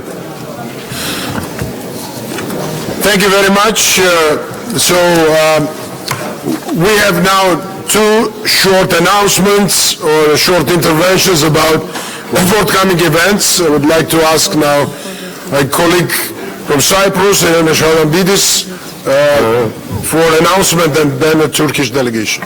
I would allow the Turkish delegation to speak first, Mr. President. Since I'm here, if they say anything I have to respond to, I will respond. No, it's not about to respond to you. It's about a conference which Turkey hosting, and I think also you are talking about conference. Okay. Not about the Turkish-Cyprus dispute. Okay, because I'm willing to carry on the dispute as long as... No attention, no intentions to that. Okay, thank you, Mr. President. No. So, Cyprus is calling. We expect all of you to Cyprus in May. We are organizing an OSCE-PA conference supported by the Cyprus Parliament. The House of Representatives, in collaboration with OSCE-PA International Secretariat, are progressing with the organizational modalities. A number of officials from prominent organizations, international organizations dealing with fighting corruption, have already confirmed their participation as keynote speakers. These include the Secretary General of Greco, Secretary General of Manival, OSCE Special Representative on Combating Corruption, Mrs. Paola Severino, OECD Deputy Secretary General, Mr. Swagenhoff, and United Nations representatives from UNODC. I am sure that the conference will gather all relevant stakeholders at the highest possible level, and our discussions will be extremely relevant to our work, both as OSCE-PA members and as members of national parliaments. Detailed documentation will be circulated to delegations soon, before end of February.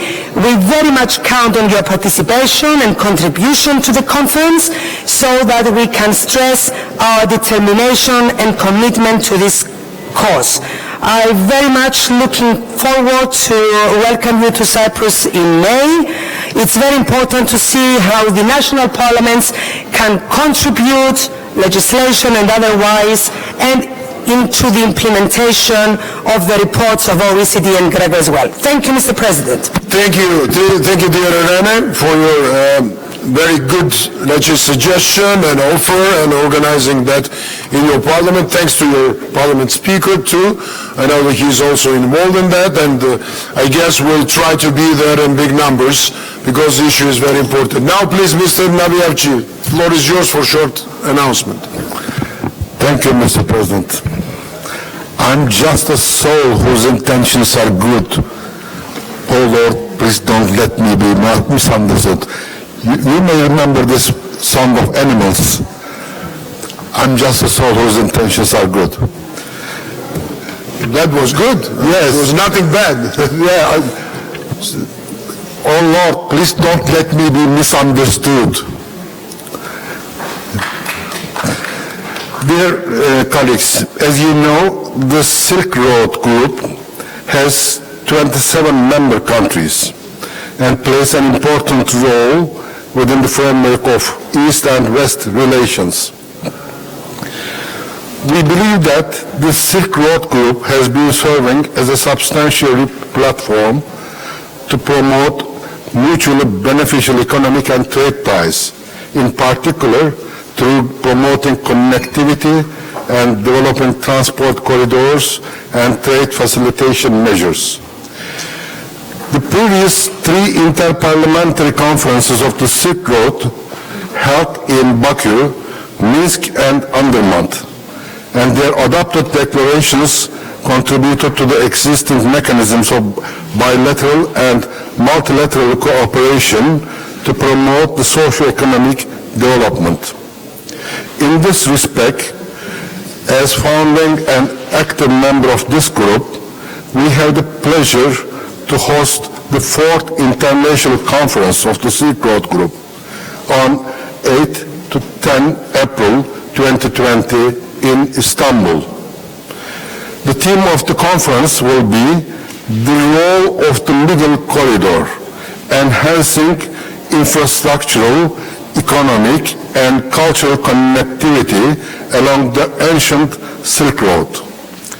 We sincerely believe that the 4th edition of the Silk Road Group Conference will be a great opportunity to exchange of views and discuss on connectivity topics between East and West with the participation of parliamentarians as well as experts and business community. So it's my pleasure to invite you all to Istanbul in April. Thank you. So thank you, Mr. Nabiavci, for this initiative, and it's important to, let's say, have a good also oversight what's happening on the projects on Silk Road, and I think there will be interesting discussions there. So with this, dear colleagues, we finished here our agenda. We exhausted all the topics here, and I think this gathering here needs a good applause because all the members were very much active. This applause also belongs to you because of very interesting remarks. Great debate on anti-Semitism issues, which I think was very relevant. And of course to our staff and our secretariat, who are doing a great job for us to organizing all the events in every room here for 2 days. I think it was really a good sign that we are moving forward on a good track and the right direction. And thank you, of course, all the people who helped us. First of all, our interpreters here. And we'll see you on different occasions, and of course in a huge numbers in Vancouver, as we had a great advertisement from Haiti Fry, how we can spend a great time there, and of course work very hard. Thank you very much again.